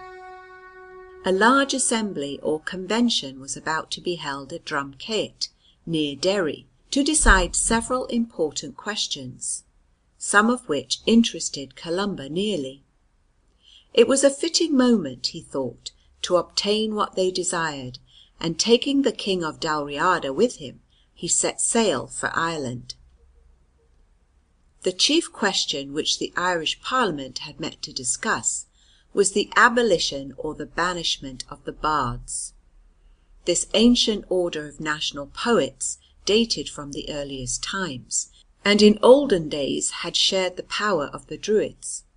They were the guardians of the poetry, the history and the music of Ireland, and were held in such honour that the first place at table, after that reserved for the king, was theirs by right.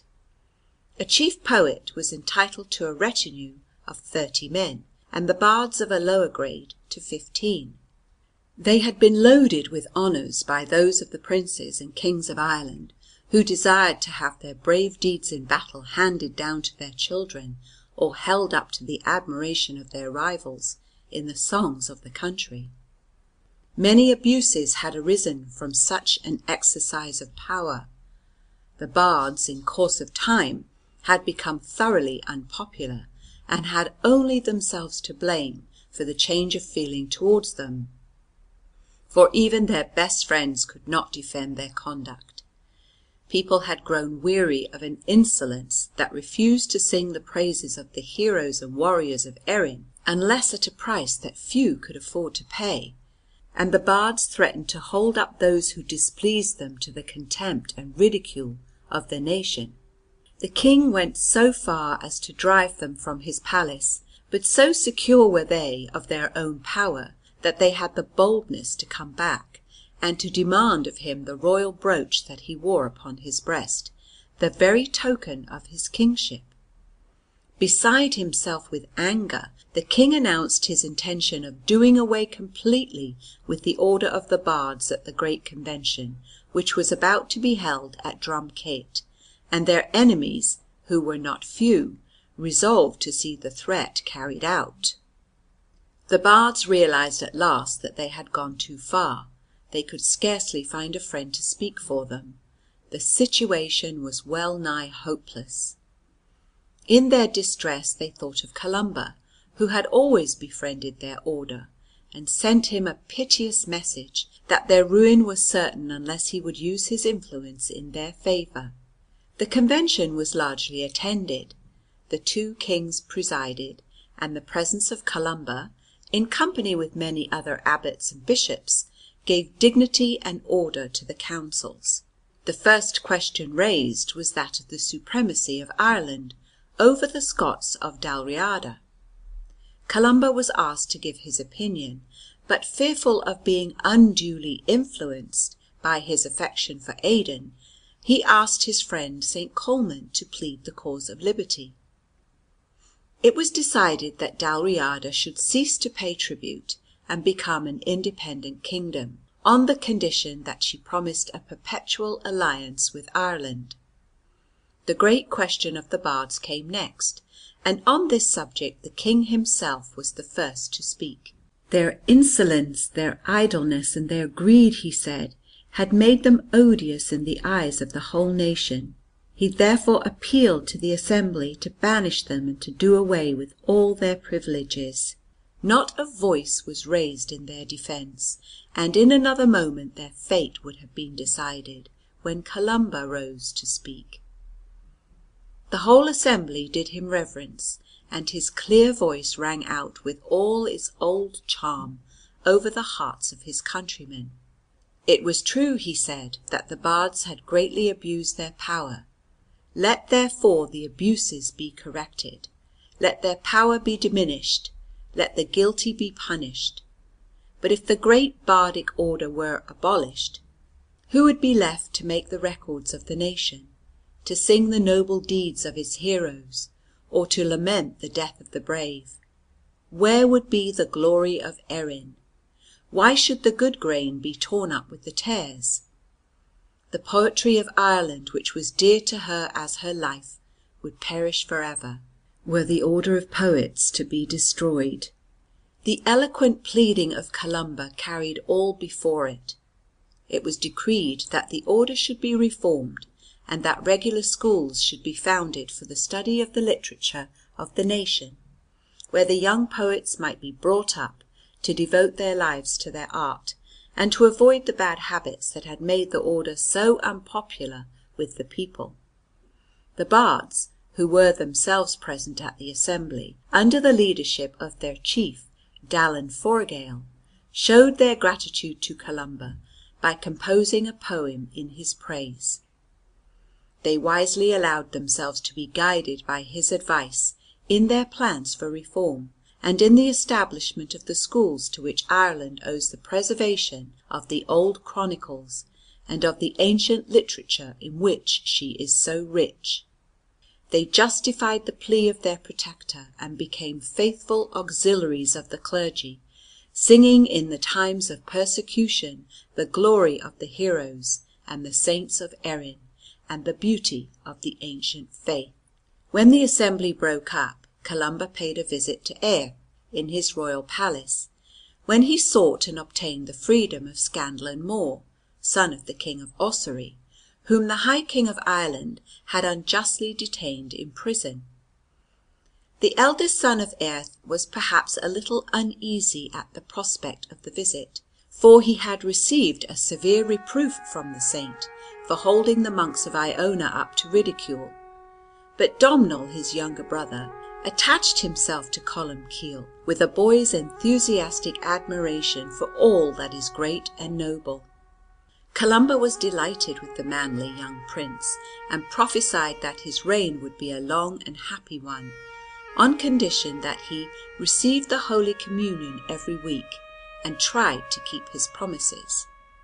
He would also, he said, die on his own feather bed, a rare enough thing in the days when a king of Ireland was pretty sure to fall on the field of battle, or to perish by the hand of an assassin.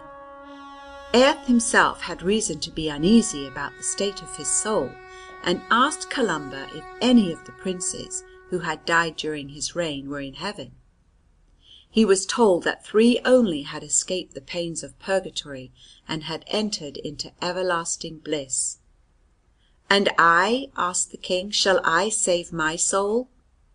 "Not unless you repent heartily of all your sins and lead a better life," replied Columba, and Aerth resolved to take his advice. To all the princes of Ireland, especially to those who were of his own blood, Columbcille preached compassion and mercy toward their enemies, the forgiveness of injuries, and the recall of exiles. Many of the latter had passed by Iona as they went to seek shelter in a strange land, and his heart had grieved with them in their sorrow. He resolved also to visit his religious foundations in Ireland before he returned to the country of his adoption, and we can imagine the joy of the monks of Derry and Durrow, who had never thought to look upon their beloved father's face again. The people came out in crowds to welcome him, and carried a canopy of green branches over his head. Adamnan tells us of the miracles worked by the saint on his journey, and how the labourers would leave their work as he passed, and go before him singing hymns of joy.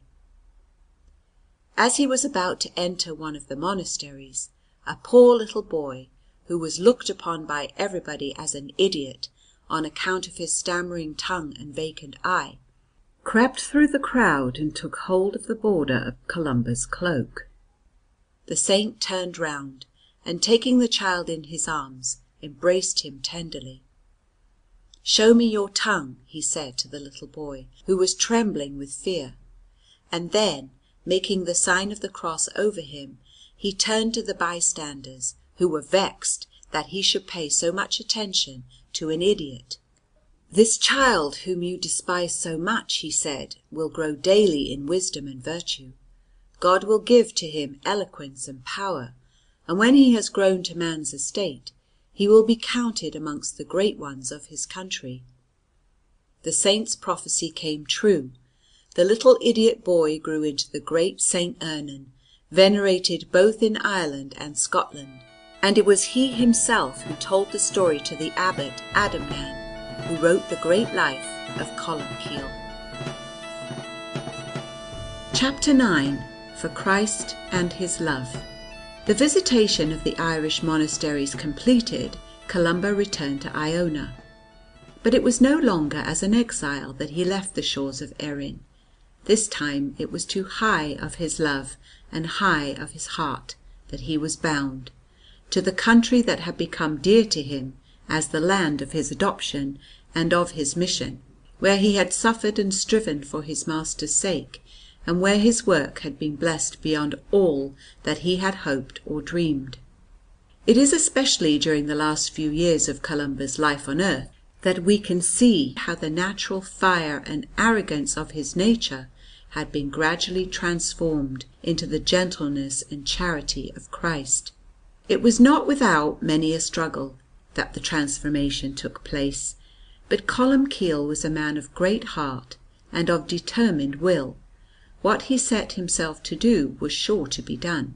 Now he had set himself, with God's grace, to self-conquest, and the work, though not to be completed in a day nor yet in a year, was at last by dint of prayer and patience gloriously achieved.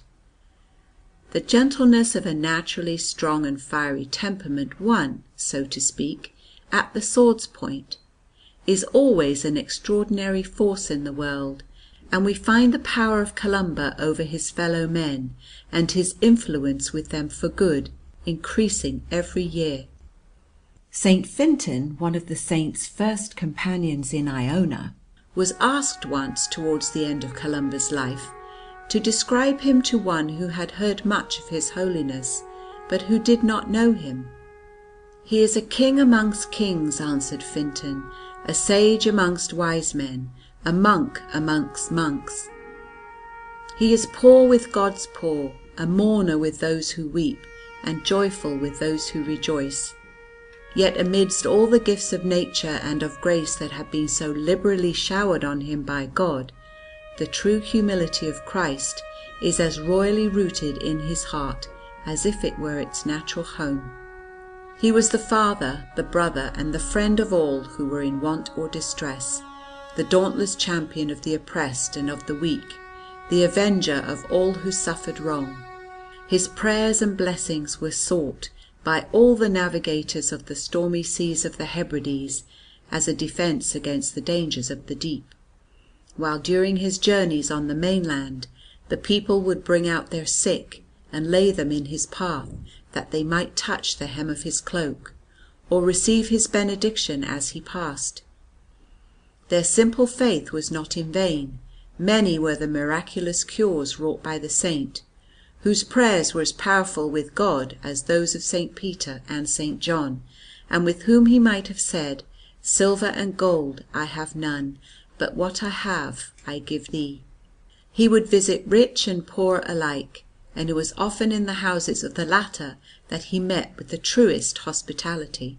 He would find out with gentle tact what were the means of his humble hosts, and plan ways of increasing their little store. Once, when he was passing through Lochaber on his way to visit King Bruith in his royal palace, he was offered a lodging in the house of a poor peasant, and kindly entertained with the best that the poverty of the house could furnish. In the morning, when the little Highland cows of his host were being driven out to pasture, Columbcille blessed them, and foretold that they would increase until in course of time they would number 500, and that the blessing of a grateful traveller would rest upon the man and his family.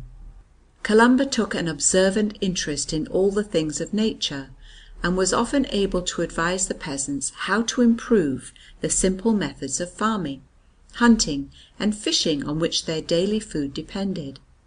On one occasion he profited by the hospitality shown to him by a rich Highland chief to put an end to a deadly feud which in true Highland fashion had existed for many years between his host and one of his neighbours.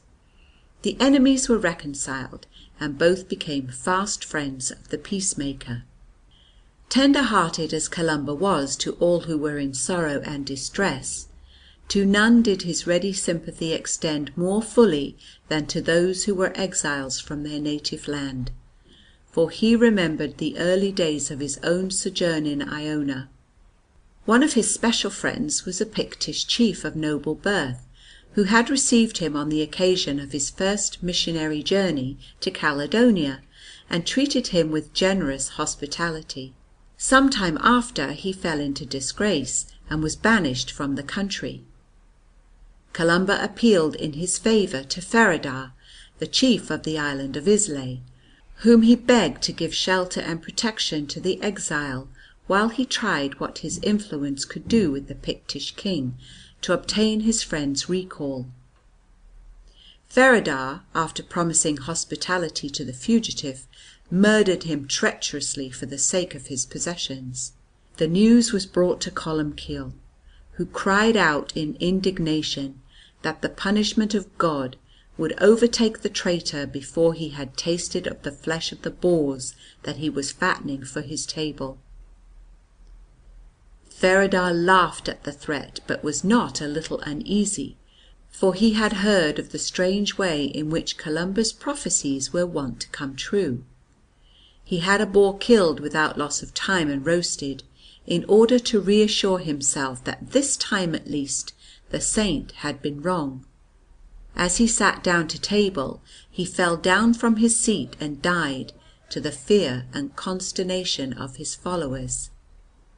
A certain chief named Donal, who with his sons and followers feared neither God nor man, was the terror of all the neighbouring country. Although he could claim kinship with the king of Dalriada, Columba excommunicated him for his deeds of violence, and he and his family vowed vengeance on the saint. Taking advantage of a journey that Columba was making to a neighbouring island with only 1 or 2 companions, one of the sons of Donal resolved to murder him as he slept.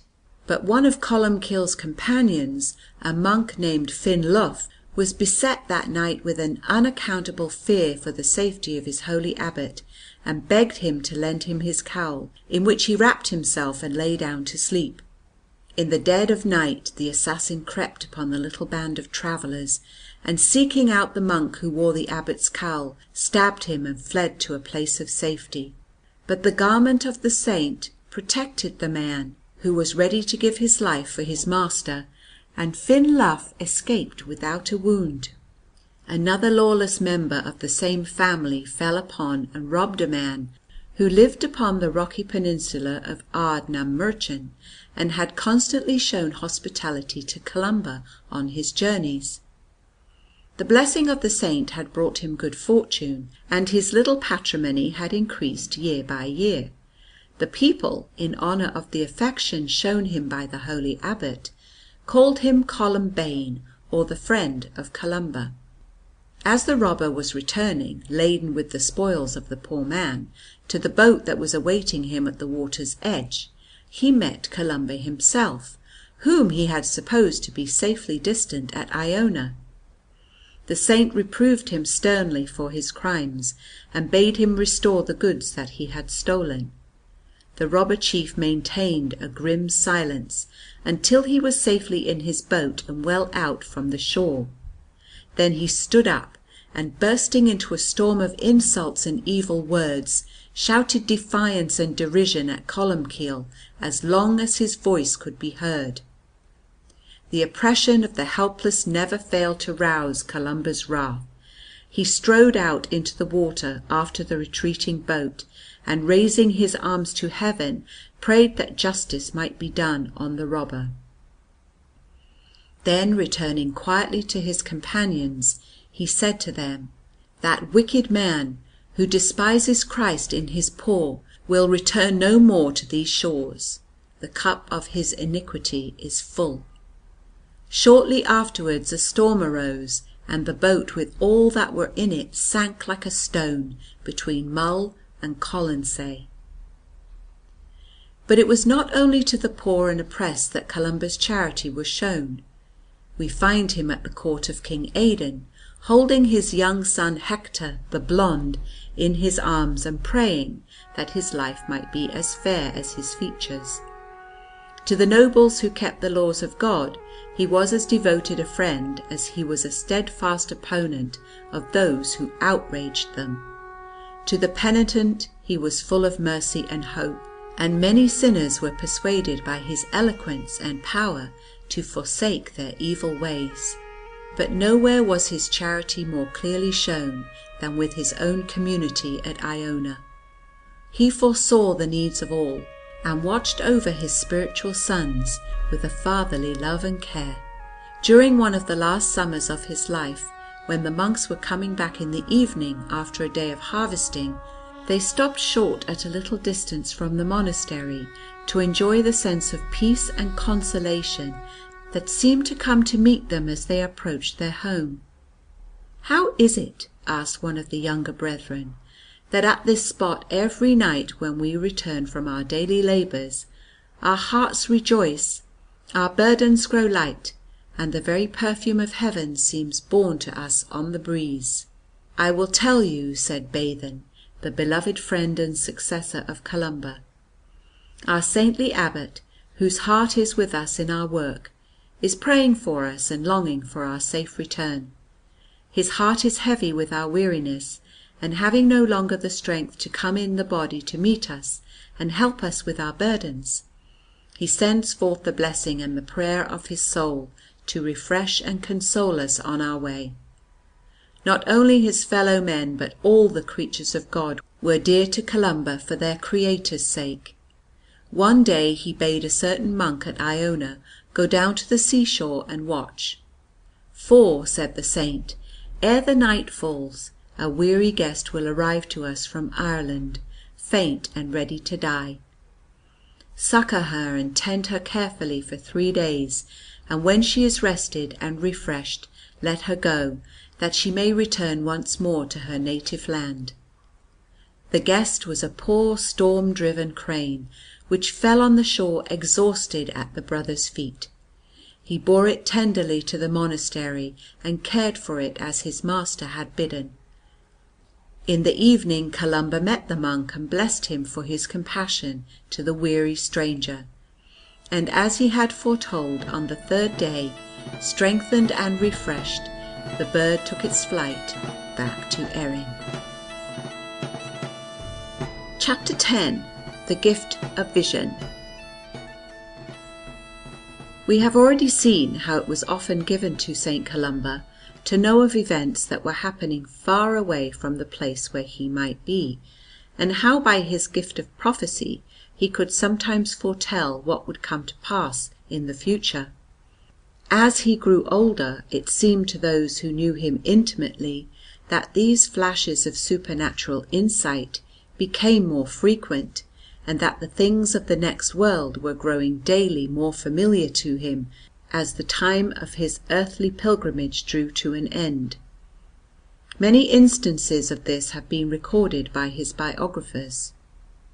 One morning at Iona, when the Mass was about to be celebrated, Columba sent word to the priest, whose turn it was to offer the holy sacrifice that day, to do it in honour of the glorious birthday of St. Brendan. The monk could not understand his abbot's behest, as no word had reached Iona of the holy Brendan's death. Columba then told him that during the night he had seen in a vision the soul of Brendan ascending to heaven, surrounded by a great company of rejoicing angels. He knew, therefore, that he had entered into his rest. On another occasion he ordered that the Mass for the feast of a bishop should be sung. Now there was no feast marked in the calendar for that day, and the monks asked their holy abbot to tell them the name of the bishop in whose honour the holy mysteries were to be celebrated. "Last night," he replied, "I saw the soul of Columban, the Bishop of Leinster, in heaven surrounded with the glory of the blessed. It is in his honour that we must offer the holy sacrifice today." Columba had a deep love and reverence for all honest labour done for God. One night he told his monks that he had just seen entering into heaven the soul of a blacksmith whom he had known long ago in Ireland. "He has bought eternal life," he said, "with the labours of this earthly. He was charitable and gave of his poverty to the poor, therefore the Lord of the poor has rewarded him." In the course of his travels in the Highlands he met one day in a lonely gorge a countryman in great distress.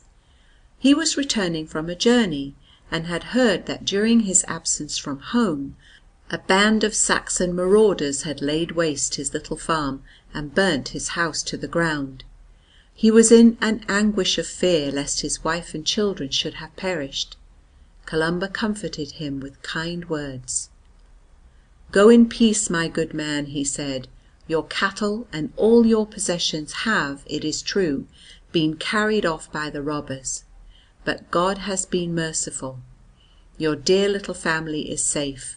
Go, for your loved ones are waiting for you, and comfort their sorrowing hearts."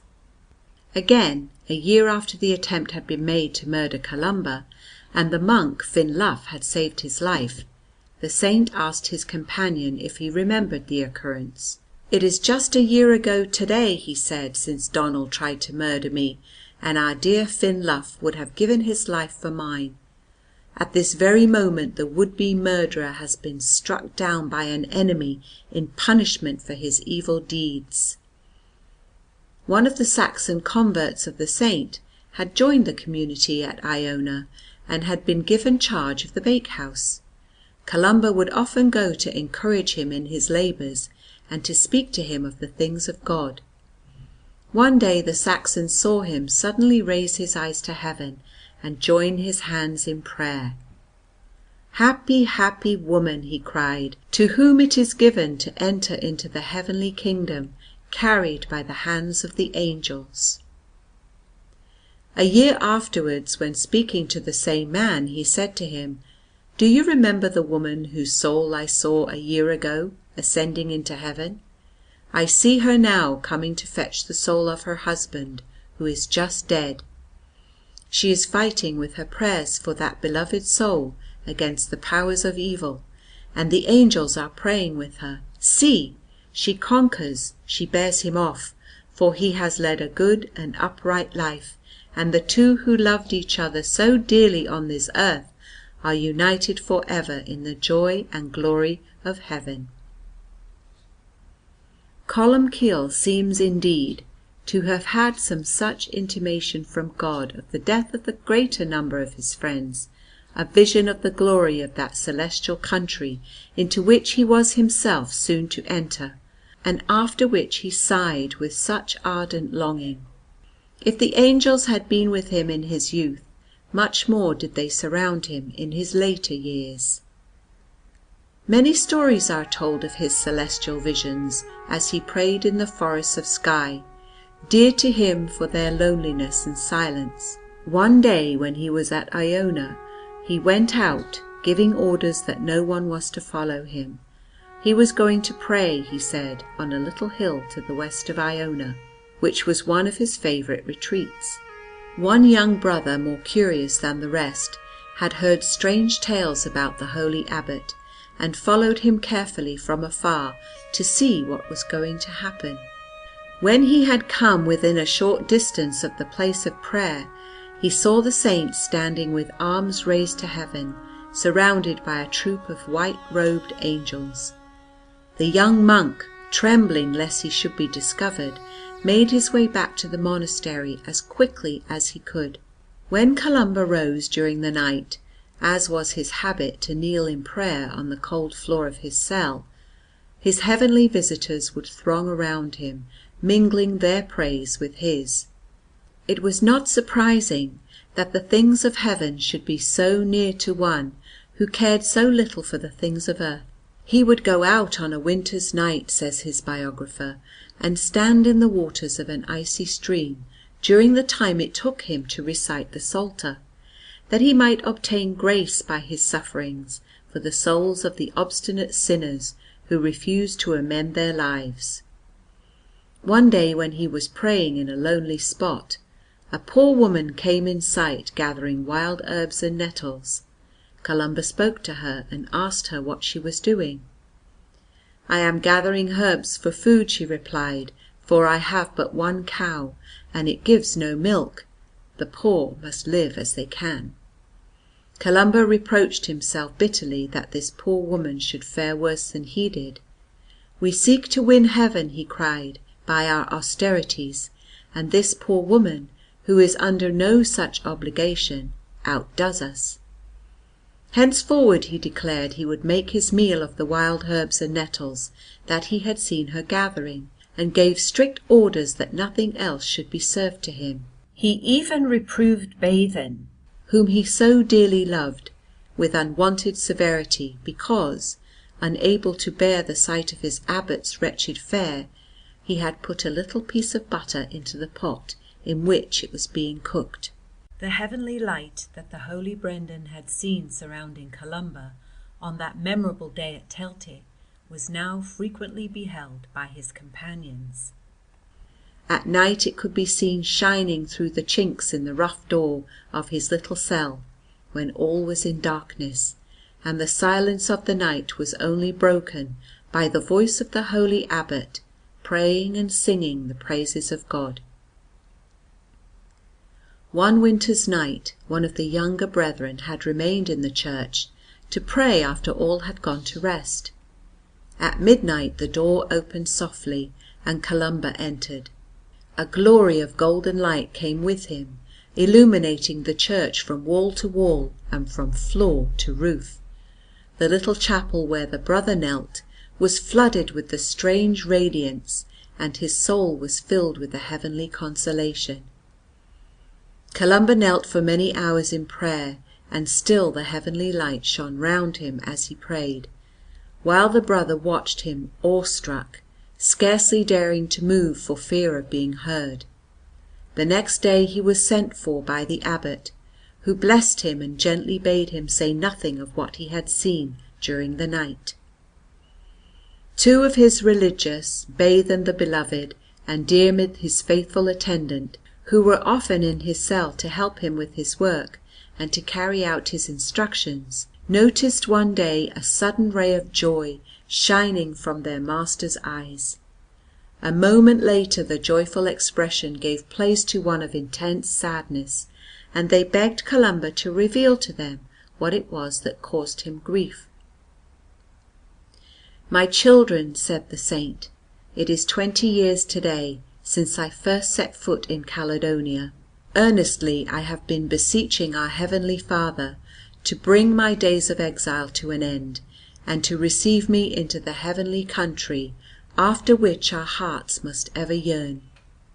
It seemed to me that God had heard my prayer, and that I already saw the holy angels coming to bear my soul to its eternal home, when suddenly they faded from my sight, and I saw them no more.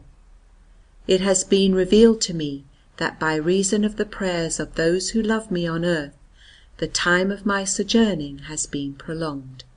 Therefore am I sad, beloved of my heart, because 4 long years must elapse before those heavenly messengers return. Then they will come once more, and I shall depart with them, to rejoice for ever in the presence of my God." The Light Eternal. It was toward the end of May, when the late northern springtime was casting its veil of beauty over the rugged islands of the Hebrides, that Columcille knew that the time of his departure was at hand. He bade his faithful attendant Derry harness the oxen into the rude wooden cart of the monastery, and taking his seat in it, set out for the fields that lay to the west of the island, where all the monks were working. At the sight of the abbot in his humble chariot, they left their work and crowded round him, and the old man addressed them tenderly with touching words of affection. "A month ago," he said, "I had a great desire to depart this earth, that I might keep the happy festival of Easter in heaven, but unwilling to cast a gloom over your joy at that glad time, I was content to remain with you a little longer. But now the time of my earthly pilgrimage draws near its end." At these words the monks broke into bitter weeping, for the thought of losing their beloved father was more than they could bear, and Columba tried to comfort them. Then, standing erect in the wagon, he raised his hands and blessed the island, the monastery, and all its inhabitants. A few days later, leaning on Diarmaid's arm, he went to the barn and rejoiced to see the great heaps of corn laid up for the winter. "It is a comfort to me to know," he said, "that when I am no longer there my children will not go hungry, for this year at least there is plentiful provision." "Why do you break our hearts, dear father, in this sweet season of the year," said Derry, "by speaking so often of your departure from us? God will surely suffer us to keep you with us yet a while." "I will tell you a secret, Derry," replied the old man, "but first you must promise to keep it faithfully till I am dead." And when Derry had promised, kneeling at the abbot's feet, "Tomorrow, Sunday, is the day of rest," he said, "but before the dawning of that day I shall have entered into the rest which is eternal. Tonight at midnight I shall depart from this world. It has been revealed to me by our Lord Jesus Christ himself." Then Derry could no longer control his grief, and wept aloud, while the saint did his best to comfort him, speaking words of hope and consolation. On their way home from the barn to the monastery, Columba grew weary, and sat down to rest by the wayside, at a spot where there is now a great stone cross. As he sat there waiting until he should have strength to continue his journey, the old white horse that used to carry the milk pails from the farm to the monastery came up and laid its head upon the saint's shoulder, looking at him as if it knew that it was for the last time, with eyes so full of dumb grief that they seemed to be shedding tears. Derry would have driven him away, but Columba checked him. "Let him be," he said. "He is wiser than you, Derry, for he knows by instinct that I shall never pass by this way again. The old horse loves me. Let him grieve for his friend." Then the faithful animal nestled his head closer against the shoulder of the old man, who caressed him gently and gave him his blessing. "It is God," he said, "who has made known to this poor beast that he will see me no more." When continuing their journey they had reached the little hill that overlooked the monastery, Columba raised his hands in blessing over his beloved island home.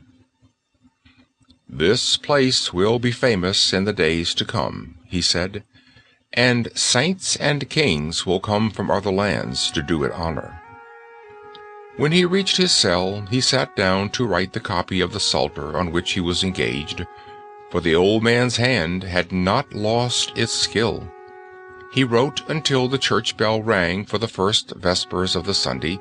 Then, having reached the verse in the 33rd Psalm, where it is written, "They that seek the Lord shall not be deprived of any good," he laid down the pen. "Let Bathan write the rest," he said. Bathan was the cousin of Columba, and one of the monks who had come with him from Derry.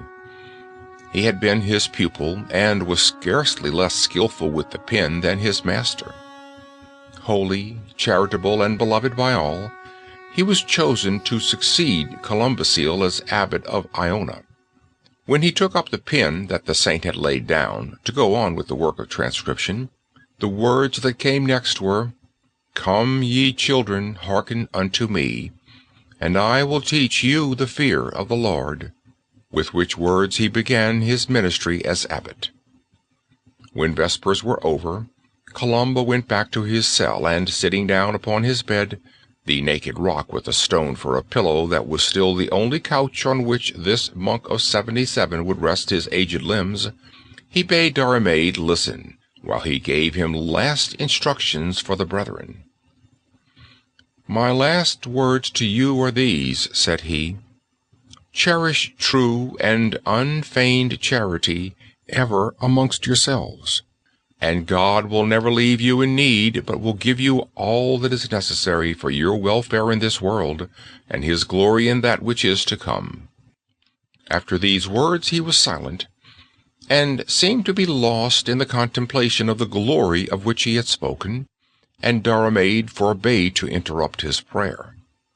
When the bell rang for matins shortly before midnight, Columba arose and went swiftly to the church. Derry followed more slowly, and as he approached the door, the whole church seemed to him to be lit up with a strangely radiant light which vanished as he entered. "Where are you, Father?"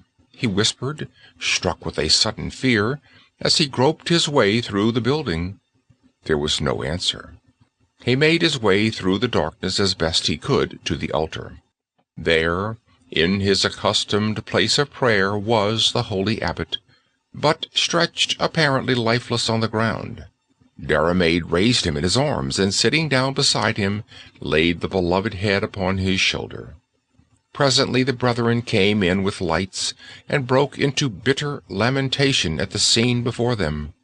Columba lay on the altar steps, leaning on Derry's breast, his eyes raised to heaven, and his face shining with a wondrous joy, as if he already saw its gates opening before him. Derry then raised his master's right hand, and, for the last time, the holy abbot blessed his little flock who knelt weeping round him, while his eyes spoke the words that his voice was too weak to utter. Then, with one last upward look, His head sank gently back on Diarmaid's shoulder, and he gave up his pure soul to God. They could scarcely believe that he was dead, for his face was still so bright with joy that he looked like one who rested in a happy and peaceful sleep. The matins for that Sunday were sung with bursting hearts, for the strong, clear voice that had always been foremost in the holy chant was silent forever. During that night a vision came to a holy man in one of the monasteries of Ireland. He saw the island of Iona all aflame with a glorious light, and a multitude of angels descending from the skies. He heard them singing as they bore the blessed soul of Columba back with them into heaven, and the celestial melody filled his heart with joy. At the same hour a boy named Irene, who was fishing by night in the river Finn in Donegal, saw the whole sky suddenly break into light. In the east, where Iona lay, there rose a great pillar of fire, so that for one moment the night was as bright as the noonday when the sun is shining. Then it vanished into the heavens, and all was dark again. It might have been expected that the little island would be crowded with men thronging from all directions to the funeral of Columba, but it was not so. While the saint was yet alive, one of the monks had said to him that Iona would be scarcely large enough to hold the numbers that would come to pay him the last honors. "No, my son," replied Columba, "no one will be there but those of our own household." And so it came to pass. On the night of the saint's death, a violent storm arose, and continued until the burial was over. The sea was so wild that no boat could put out from the mainland or the surrounding islands. The simple rites were performed in the presence of the monks of Iona alone, to the sound of the wailing of the wind and the moaning of the sea. Was it the last revenge of the evil one, they asked themselves, on the saint who had torn a nation from his grasp? But Columba had passed, to where beyond these voices there is peace. End of chapter 11. End of the Life of Saint Columba, Apostle of Scotland, by Frances Alice Forbes.